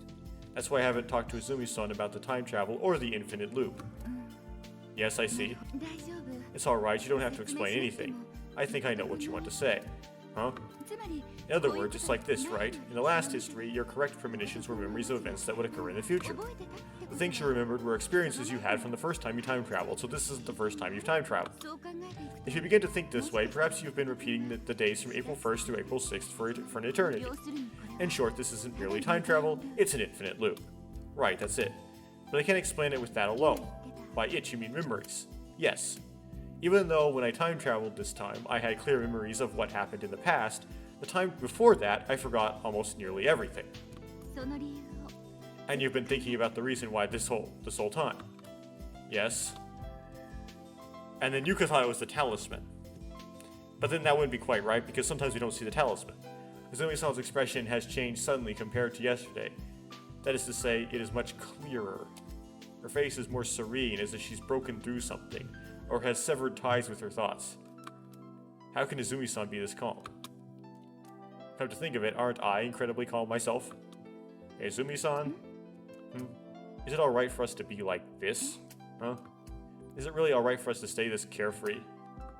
For now, history is changing the way we want it, so if we keep going at this rate, it feels like this seminar camp will end safely. However, in actuality, we don't know a single thing about the fundamental problem, do we? First of all, is it alright for us to assume that we can break free from this infinite loop even though we don't even know the cause of time travel? If we hadn't fallen from that cliff, then we could never have time traveled. We've always thought this way up until now, but when you think about it really carefully, we have no guarantee that it's true. Yes, that's right, we have no guarantee. For all we know, we could time travel again on the 6th at that time even if we're sleeping in our beds. Nevertheless, in the end, no one knows if we will or won't time travel.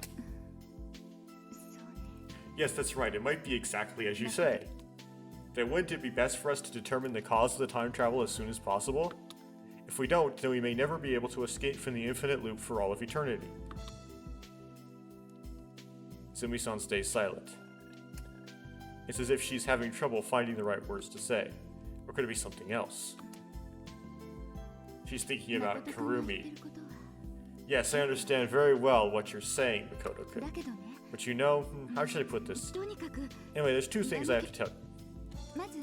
Number 1, about the infinite loop. That might be the case for you, Makoto-kun, but what about me? Huh? In the last history, I never had any premonitions. That's because I didn't have any memories like that within me. In other words, to me, this is the first time. This is the first time I've time traveled. When you put it that way, that certainly seems true. 2つ目 Number 2. 誠くん Makoto-kun, you said that it would be best if we determine the cause of the time travel. That's what you think, right? Yes? でもね But you know what? There's no need to do that. Why not? Because I've already determined it. What? 昨日一晩中 When I was thinking about it last night, I finally found the answer. 答えを見つけたのもちろんそれ Of course, I had considered ひょっ it と was し a たら possibility って思 before ってたこ that. とはあったんだほら It was on the night of the 5th. Remember how I tried to talk to you about your premonitions? 予知の話を Yeah, けれど but that alone couldn't explain everything about the time travel. 例えば For example, the memories you were talking about earlier. でも今は But now I feel なん like となく somehow わかるよう understand な it. 今朝になって And then when this morning came, I was finally able to explain all of the mysteries. タイムスリップ The cause of the time travel. Get interrupted! それはね It's. I instinctively take a deep breath. I'm preparing my body for every single word that Izumi-san is going to say. A tense moment arises, even my heart has stopped. It's like, time for a commercial break. However, knew this was going to happen. Izumi-san, Makoto, can hear Yuka's voice from far away on the other side of the road. Seems she's running this way. Why such an important time? Izumi-san, しょうがないわね it can't be ひ helped. とまず Let's have to continue this conversation later. Just then Yuka appears from the other side of the sharp turn. Geez, you two are walking so slow. そんなことない That's not it. ゆうかちゃんの方が You're just too 早すぎ fast. Huh, really? Wait, that doesn't matter. Anyway, hurry up and come this way. With that, Yuka grabs Izumi-san's hand and begins to break off into a run again. Hey Makoto, you hurry up too. Hold on, what is this, Yuka-chan? It's amazing, it's so amazing. すごいの Amazing, what's amazing? They're leaping. There's so many of them. What, I can't guess it from that. It's fine, you'll know when you see it. Oh jeez. Before long, Izumi-san and Yuka disappear down the curved road. I've been left behind. Suddenly, when I look down at my feet, I see the fragment of concrete lying in a corner of the road. It's the piece that I used last night to try to destroy the bell. Now that I think about it, where's the bell right now? Is it related to the cause of the time travel? Time travel. The infinite loop. The mystery of our memories. The true nature of the bell. The mysteries just keep intensifying the more I mule over them. I wonder what's on Izumi-san's mind right now. Has she really found the key to solving all of these mysteries? The serenity that I felt just a short time ago vanishes into thin air as if it never existed. Illuminated by the setting sun, a slick movement on the eastern ocean catches my eye. The black waves repeatedly surge forward, headed toward the shore. Several dozen dolphin heads bob out of the waves. Seeing the dolphins playing around in the waves makes me feel somewhat jealous. We eat dinner at Luna Beach, thank Izumi-san, and leave the shop. In the end, Izumi-san and I don't get the chance to talk all alone. Which means, naturally, that I don't get to hear the continuation of her story. But it was inevitable. So tonight I will sneak out of the lodge and come here again. I'll wait until Kurumi is sleeping, and then I'll have all the time I need to hear the story. As I think about this, I begin to start walking towards the lodge. And at that time, oh, I almost forgot. Kurumi slams open the door and comes out. You know what, Kurumi, remember there's something she has to tell you. Okay, this thing. お兄ちゃん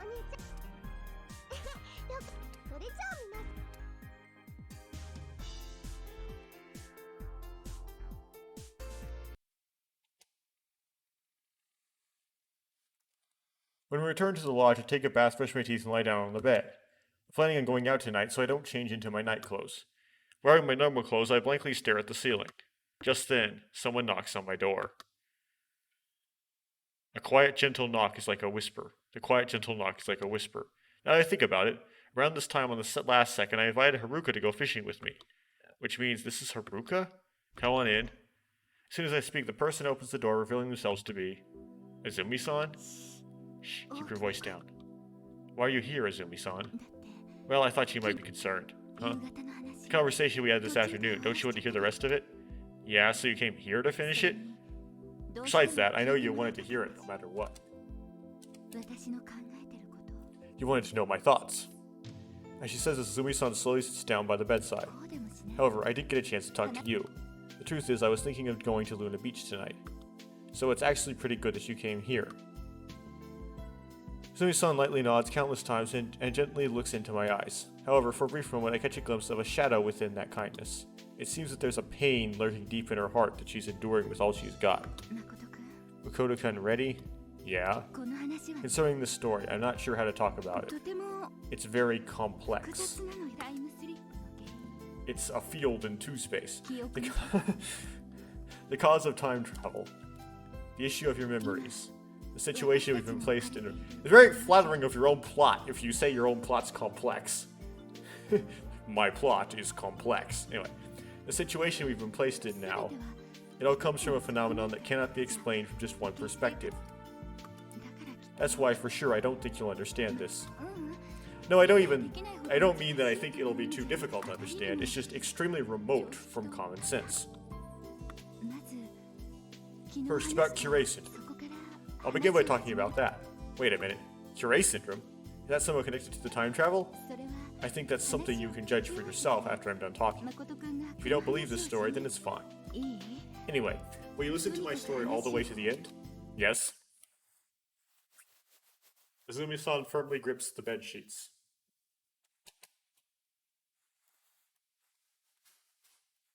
She straightens them, messes them, and keeps repeating these monotonous actions while searching for the chance to open up. Her eyes dart around the room as she runs a hand through her hair. Finally, Izumi-san takes a small breath and begins talking. This is something that I haven't told Okuhiko. I only mentioned 2 traits of Curie syndrome yesterday, but there's actually one more. The very essential third trait. The third trait? Izumi-san nods. Her gaze is so serious that it's almost frightening. Makoto-kun, do you remember? Yesterday I sent up the first and second traits as the spreading of delusions, right? But you know what? The phenomenon of the spreading of delusions isn't actually something that uncommon. Because the symptoms had already been categorized as a type of another illness, Dr. Cabin didn't have to define them anew. Izumi-san, sorry, but can you put that in layman's terms? In short, it was, the delusions that someone embraces begin to be projected onto another person. But that mental illness is already called shared psychotic disorder, so it wasn't anything particularly new or unusual either. So then, it was like this. In short, when examining Tom's symptoms, Dr. Cabin discovered a different trait that wasn't part of shared psychiatric disorder, the third trait. That's precisely why he had to define it with a new name, Curie syndrome. Yes, that's right. So what's this third trait? I don't think you'll believe this, but... Won't believe this? You said that earlier too. It's like the placebo effect. It actually comes true. Toms start to be able to actually heal people? Is that what it's going to come up with? Is it that incredible? Yes. To put it in one word, it's an abnormality. What? If the third trait is actually true, then it might overturn the foundation of the way things are in this world. Makoto-kun, calmly listen to me. About Curie syndrome's third trait. The truth is, it's related to the Schrodinger's cat Kurumi was talking about. Schrodinger's cat? Then just before she can reply... Haruka? Haruka-chan? Why are you here? Haruka furrows her eyebrows and tilts her head slightly. Her gaze alternates between Izumi-san and I. I brought her with me. I instinctively burped these words out of my mouth. You did? Yeah. Why? Well, you see, I had a lot of things I wanted to ask her about the seminar camp. Haruka-chan, is something wrong? I have something to ask Makoto. Me? Could you be talking about fishing? Yes, that's right. I want you to teach me how to fish. How'd you know that? That's, well, how do I put it? Intuition, I suppose. Great. Why do I have to keep getting interrupted like this? Just when we're getting to the most important part of all times. Yuka must have heard us talking and she comes in next. Izumi-san, what are you doing here? Makoto brought her to his room. Don't put it like that. Hold on, what's with that? Is this true, Izumi-san? Yes, in a way. Izumi-san, why are だ you... って言ったじゃない But didn't you say that you brought her here? Yes, that's all I said. The way you said makes it sound like Izumi-san and I were going to... もう誠 Geez, Makoto, there's no use in arguing. Bringing the professor to your room of all people? まったくもうどういう神経 You've got some nerve.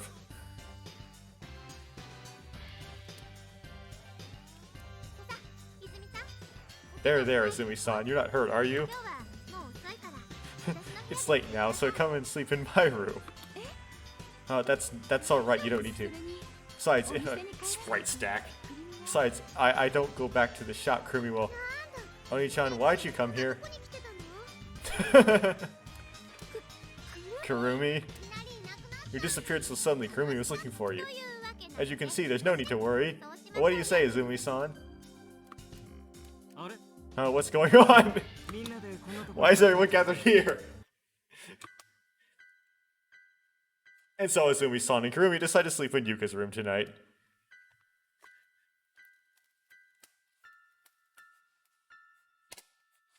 Promise to go fishing with Haruka and crawl under the covers of my bed. Time travel. The infinite loop. The mystery of our memories. The true nature of the bell. The third trait. Schrodinger's cat. Keep stacking words. Just how are they all connected?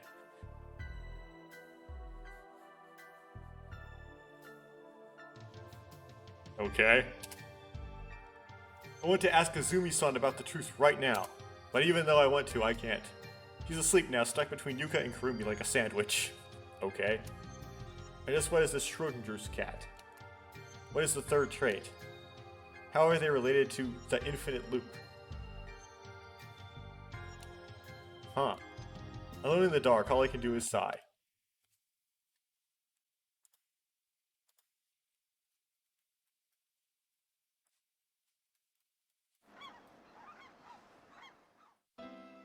On the pier, leisurely dangling my fishing line. Like the last time, Haruka constantly repeats the cycle of catching a fish when then letting it go. She stares at her fishing line with a delighted expression on her face. Now that I think about it, Haruka's expression feels like it's become much more happier than it was in the last history. Why is that? The answer hits me. On the last second, she had a quarrel with Saki at this pier. But this time, that never happened, so Haruka might not be depressed, as she was last time. At any rate, her cheerfulness is helping me relax. Ever since last night, my mind's been endlessly running around in circles because of Azumi-san's words about the remaining mysteries, but thanks to this truly pleasant scene, I've almost forgotten about that. However, there's one way that I can't keep thinking like that and act so leisurely forever. There's no way I can't. Anyway, I need to get to the truth from Azumi-san quickly. If I mess up my timing, then things would turn out the way they did yesterday. Right now, Kurumi and the others are playing tennis, so Azumi-san is probably alone at Luna Beach.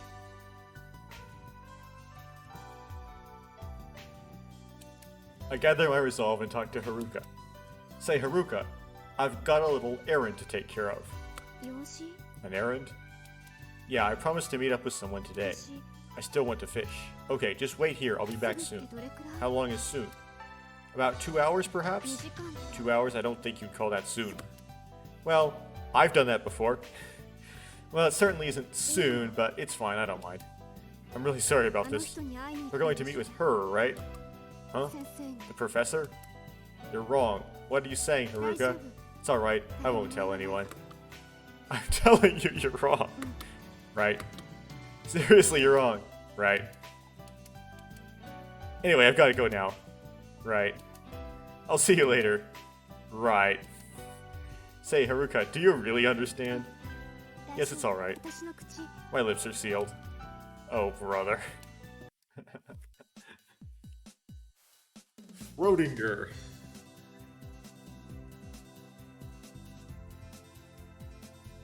Hamiltonian on the phi is equal to IH bar first derivative with respect to t on phi.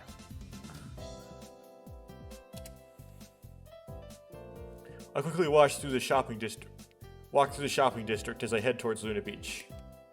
And on the way, a leaflet attached to the telephone pole catches my eye. The top half's been torn off, so I don't really know the details.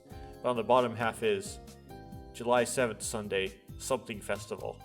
Invite all your family members and please participate. That's what's written. Festival. The Tokitsukasa Festival. Huh. What?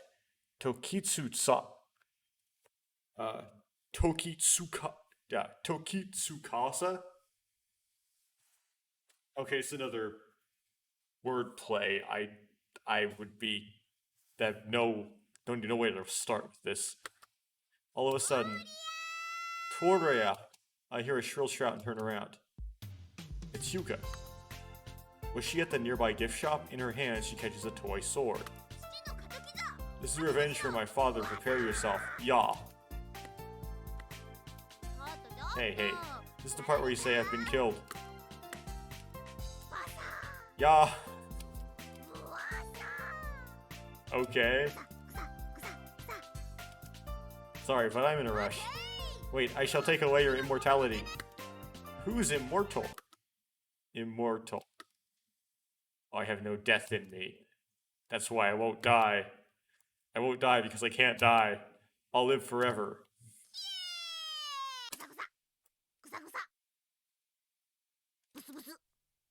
Okay.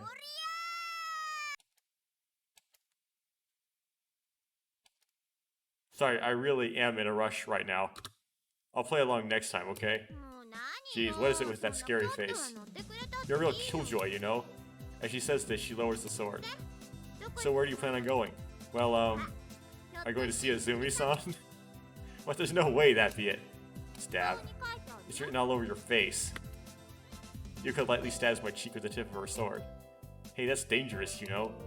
Didn't your teacher ever tell you not to point sharp objects at people? I lightly brush the sword aside. When you say teacher, are you thinking of Azumi-san? No. Why is everyone saying things like that? Because the two of you are suspicious. It's like you two are keeping a secret from the rest of us. That's not... Hit the nail right on the head, didn't I? To think we'd be suspected by her of all people. Well, I mean, they're thinking along these lines because Okuhiko and Izumi were keeping a secret from all of them originally. Wait a minute. Yuka, what are you doing here in the first place? Weren't you playing tennis with the others? See, you're dodging the question yet again. Well, I don't really care. I went shopping here with Kurumi-chan. We've been playing tennis all morning, so we're a bit tired. You're with Kurumi? Well, I scan the area. He's probably in one of the shops around here. Up until just now, we've been having a make-believe sword fight. This is bad, isn't it? Even if I get to Luna Beach now, Kurumi might come back soon. Should I just give up on the plan for now? Oh, that's right. Could I want to see something good? Something good? Earlier, I found this in that gift shop over there. Okay. You could take something out of her pocket. It's the fat cat keychain. Isn't it cute? I'm not giving it to you. I'm telling you I don't need it. Last time? What is it? Did I say something weird? You said last time. Last time, you must have misheard me. I said it was lash lines. Huh? You see, it's this cat. It has those huge eyelashes and other lines like it, doesn't it? You think so? That's right, at the very least, that's what it seems like to me. That's why I nickname it lash lines. Eyelashes, huh? She mutters as Yuka stares at the keychain in her palm. Therefore, from today's onward, this cat's name shall be Lashy. It's a stupid name.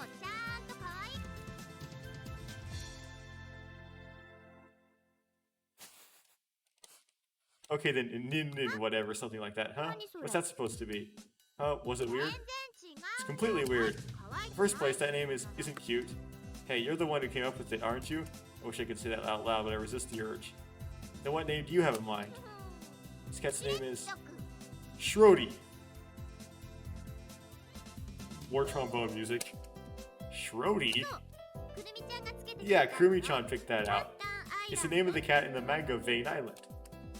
Vane Island. Koda, have you ever read it? No, but I've heard of it. I've not read it either, but I don't know, so I don't know much, but apparently that cat and this keychain look very similar. It couldn't be Schrodinger's cat. Huh? Does that manga reference Schrodinger's cat?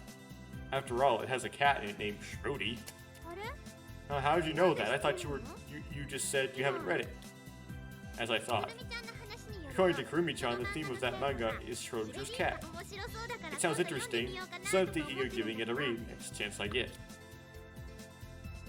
Interesting. Then you know what it is. What's Schrodinger's cat? Huh, Makoto, you don't know what it is? No, I don't. I don't get you. Even though you know what Vane Island is, you don't know what Schrodinger's cat is. That doesn't matter, just hurry up and tell me. Tell you what. About Schrodinger's cat, of course. There's no need to shout, is there? I'm shouting because you're being so thick-headed. I don't like that attitude of yours. Is that the attitude you take when you ask someone a favor? In that case, you should just go back to where you came from. Or rather, sorry, forgive me. I apologize, so please tell me, Kawashima-san.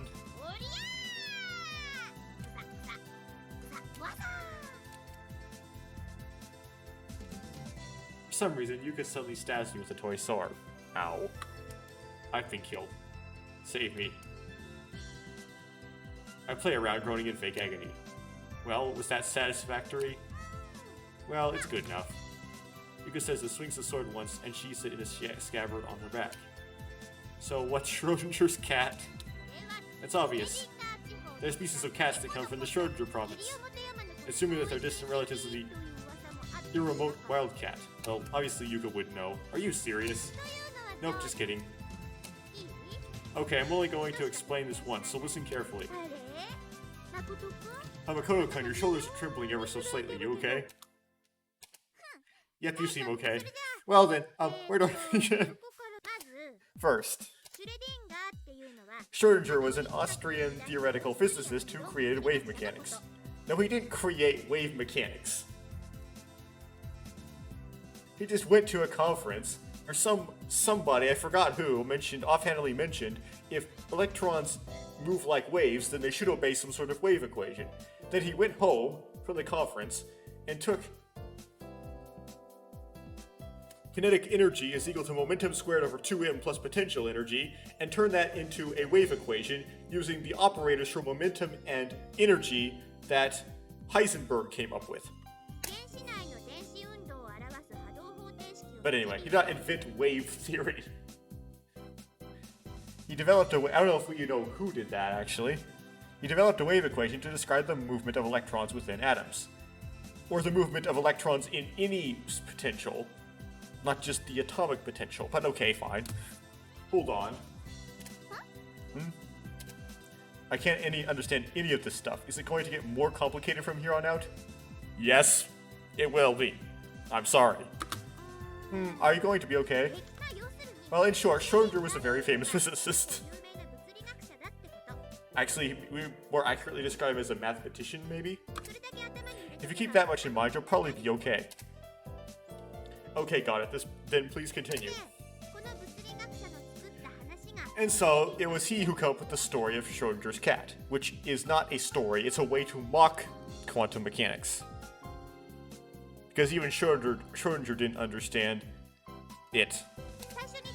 I'll have you know that the following story is completely fictional. In order to play this game, you must, show that you absolutely do not believe that any of the characters that in this game are real and the story is real, okay? This purpose is a propose a what-if problem. Alright, so what is it? The details of the story are simple to explain. First are the provisions. You need one cat, one bottle filled with poison gas, a soundproof, completely hermetically sealed box. Right, completely isolated. After that, a little bit of radioactive material. Lastly, you need a robot that can detect alpha particles. Alpha particles? If you are scientifically illiterate, that's a helium nucleus. If you don't know what a helium nucleus is, they're particles identical to a helium nucleus. Oh, okay, well thanks. Well, let's leave out the complicated stuff. Just think of them as these itty-bitty particles.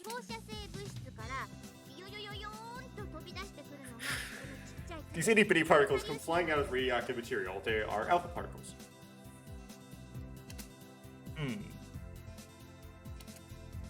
So you need a cat, poison gas, a box, radioactive materials, and a robot that can detect radioactive material. Right. Then it's time for the next step. Put all the provisions in the box and close the lid. Alright, with this, the preparations are complete. Or so I'd like to say, but there's no way anything will happen if this is all you do. Well, that's true. And so from now on, you decide to use those materials to create a sort of experimental device. The structure of this device is simple.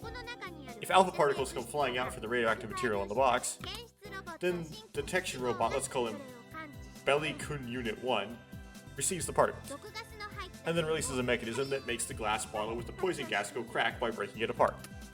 But if that happens, then the box will be filled with poison gas. Yes, that's right. But because the box is tightly and hermetically sealed, the cat can't escape. As Yuka says this, she brings her hands together. It's like she's praying for the soul of the cat. But in the end, isn't all that this shows is when the alpha particles are released, the cat dies? Well, that may be putting it simply. However, the most important thing is that the cat and the Belly Kun Unit 1 are put inside a hermetically sealed box. Which means that the observers can only see the box's exterior. So they don't know when the alpha particles were released. They also don't know when the glass bottle broke. Which means they also don't know when the cat died, right? Right. Well then, let's ask you a question, Makoto-kun. If such an experimental device is before your eyes right now, would the cat in the box be alive or would it be dead? No, it's described by a wave function that is a superposition of alive eigenstates, the eigenstates of the alive operator.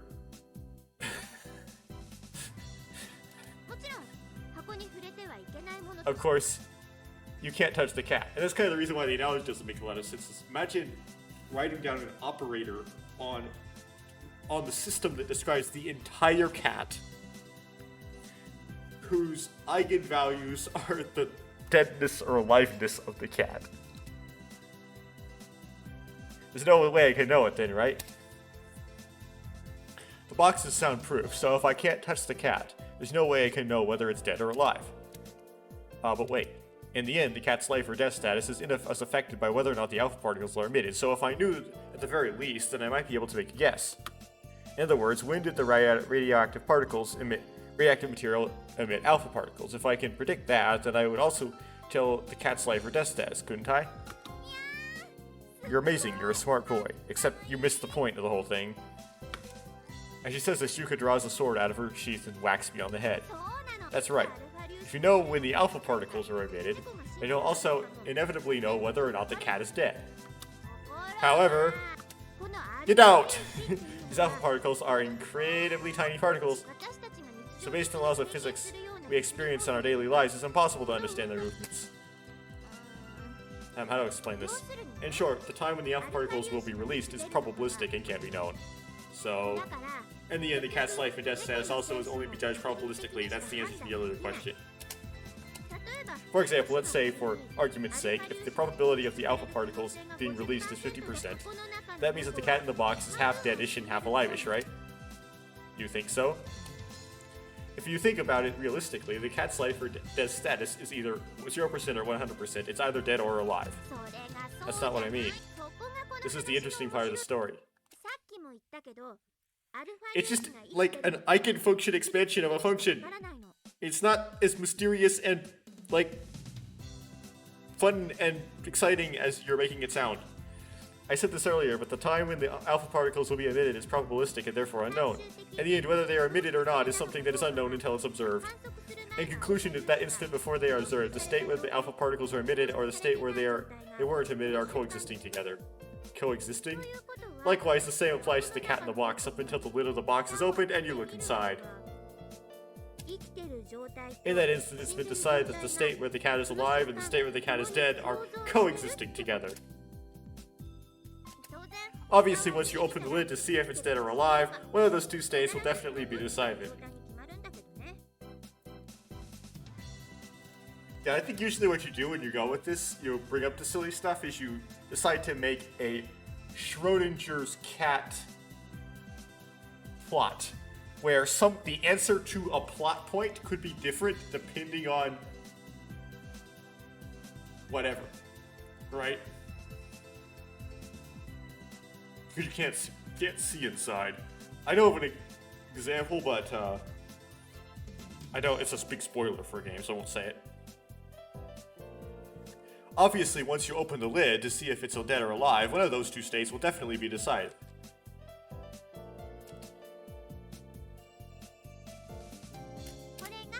This is the story of Schrodinger's cat. Well, it seems that even today, physicists are divided between various opinions on how to interpret the story. Anyway, did you understand that? Not at all. Hey, what? I tried giving a considerably simple explanation too. But I never go to class. But it's strange no matter how you think of it, right? Until the lid is opened, you look inside, there's a 50-50 chance of the cat being either dead or alive. You can only be 100% certain when you open the lid and determine for yourself. Why does that matter? If that's what you're saying, then it can't be helped. You just gotta take it as it is and accept it.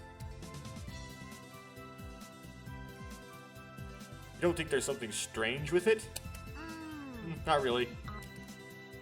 Hold on a minute. Alright, Yuka, is this what you're talking about? Right now the time is exactly 5:30. 3:50, right? Schrodinger's bell? At 3:50 p.m., there's a square box placed right in front of me. In the box, a cat that I don't know if it's alive or dead. Got it? Yes. Now it's just turned 3:51. I'm opening the lid and looking. How sad, it seems the cat's been dead for quite some time. Right? Which means that it's been decided that at 3:50 the cat was dead. Right? There's no 50% chance that it was alive, it was completely dead. Right. This is already after you've observed it. I see no problems with saying that. I don't get it! The way you're thinking about observables is very plebeian. Very plebeian, Makoto. Hey Yuka, can't you explain this any simpler? Like I said, it's like I said. To you at 3:50, the cat was half alive and half dead. But to you at 3:51 and afterwards, it's decided the cat at 3:50 was also dead. But what does that mean? Are you saying that by opening the lid I changed the past? Rather than changed, it would have been more accurate to have decided. At 3:51, you decided the past. And that's the problem. It's not that it was... You just introduced something called a hidden variable. It's not that it was dead. You did not decide the past. You didn't decide, you only decided the present. It truly, with a particle is in a state, it truly is in a linear superposition of those states. It's not like it's not like it was in that state when you observed it. It was propagating according to Schrodinger's equation. When you interact it with a larger system, it will quote-unquote collapse into a state, but only then does it collapse. Such a ridiculous thing. So even Yuka doesn't get it. I don't think you can judge whether it's impossible or not. After all, isn't that right? No one could have confirmed the cat stayed at 3:50 p.m. It's impossible to go back to the past. Oni-chan's in danger. This maiden shall humbly offer her assistance. Now then step back, Lord Makoto. The demon cat girl has made her appearance. Kumi's not a demon. For now, she's a female ninja from the Iga clan. Well, either way, it does not matter. With all families' treasured sword, the... What?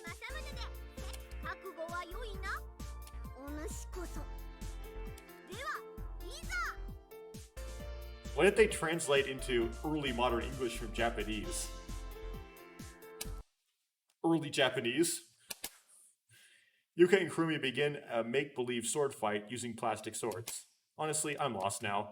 You decide the past. It's impossible to go back to the past. Yuka's words run through my head. Schrodinger's cat. Apparently, it's somehow related to the third trait of Curie syndrome. Kurumi's-san definitely said that last night. But, just how are they related? She also said that the third trait was related to the cause of the infinite loop. This is all way too complex. I'm developing a headache from attempting to understand it all. Why, you take some of this. Got a long way to go. Oh, a flying squid man. Squid man? Gotcha. That was unfair. That's not unfair at all. There's this thing as a flying squid man. Okay.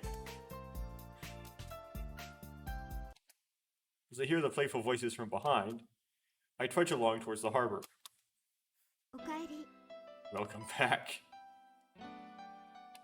どうしたの？ What's wrong? まだ2時間。 It hasn't been 2 hours yet. Ah. In an instant, something tugs on Haruka's fishing rod. Haruka slowly but steadily winds the reel.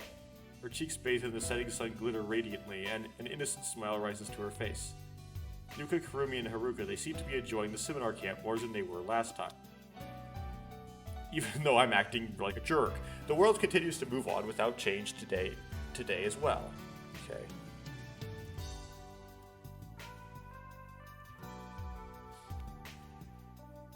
And this is where I should stop recording. So I will stop recording right here.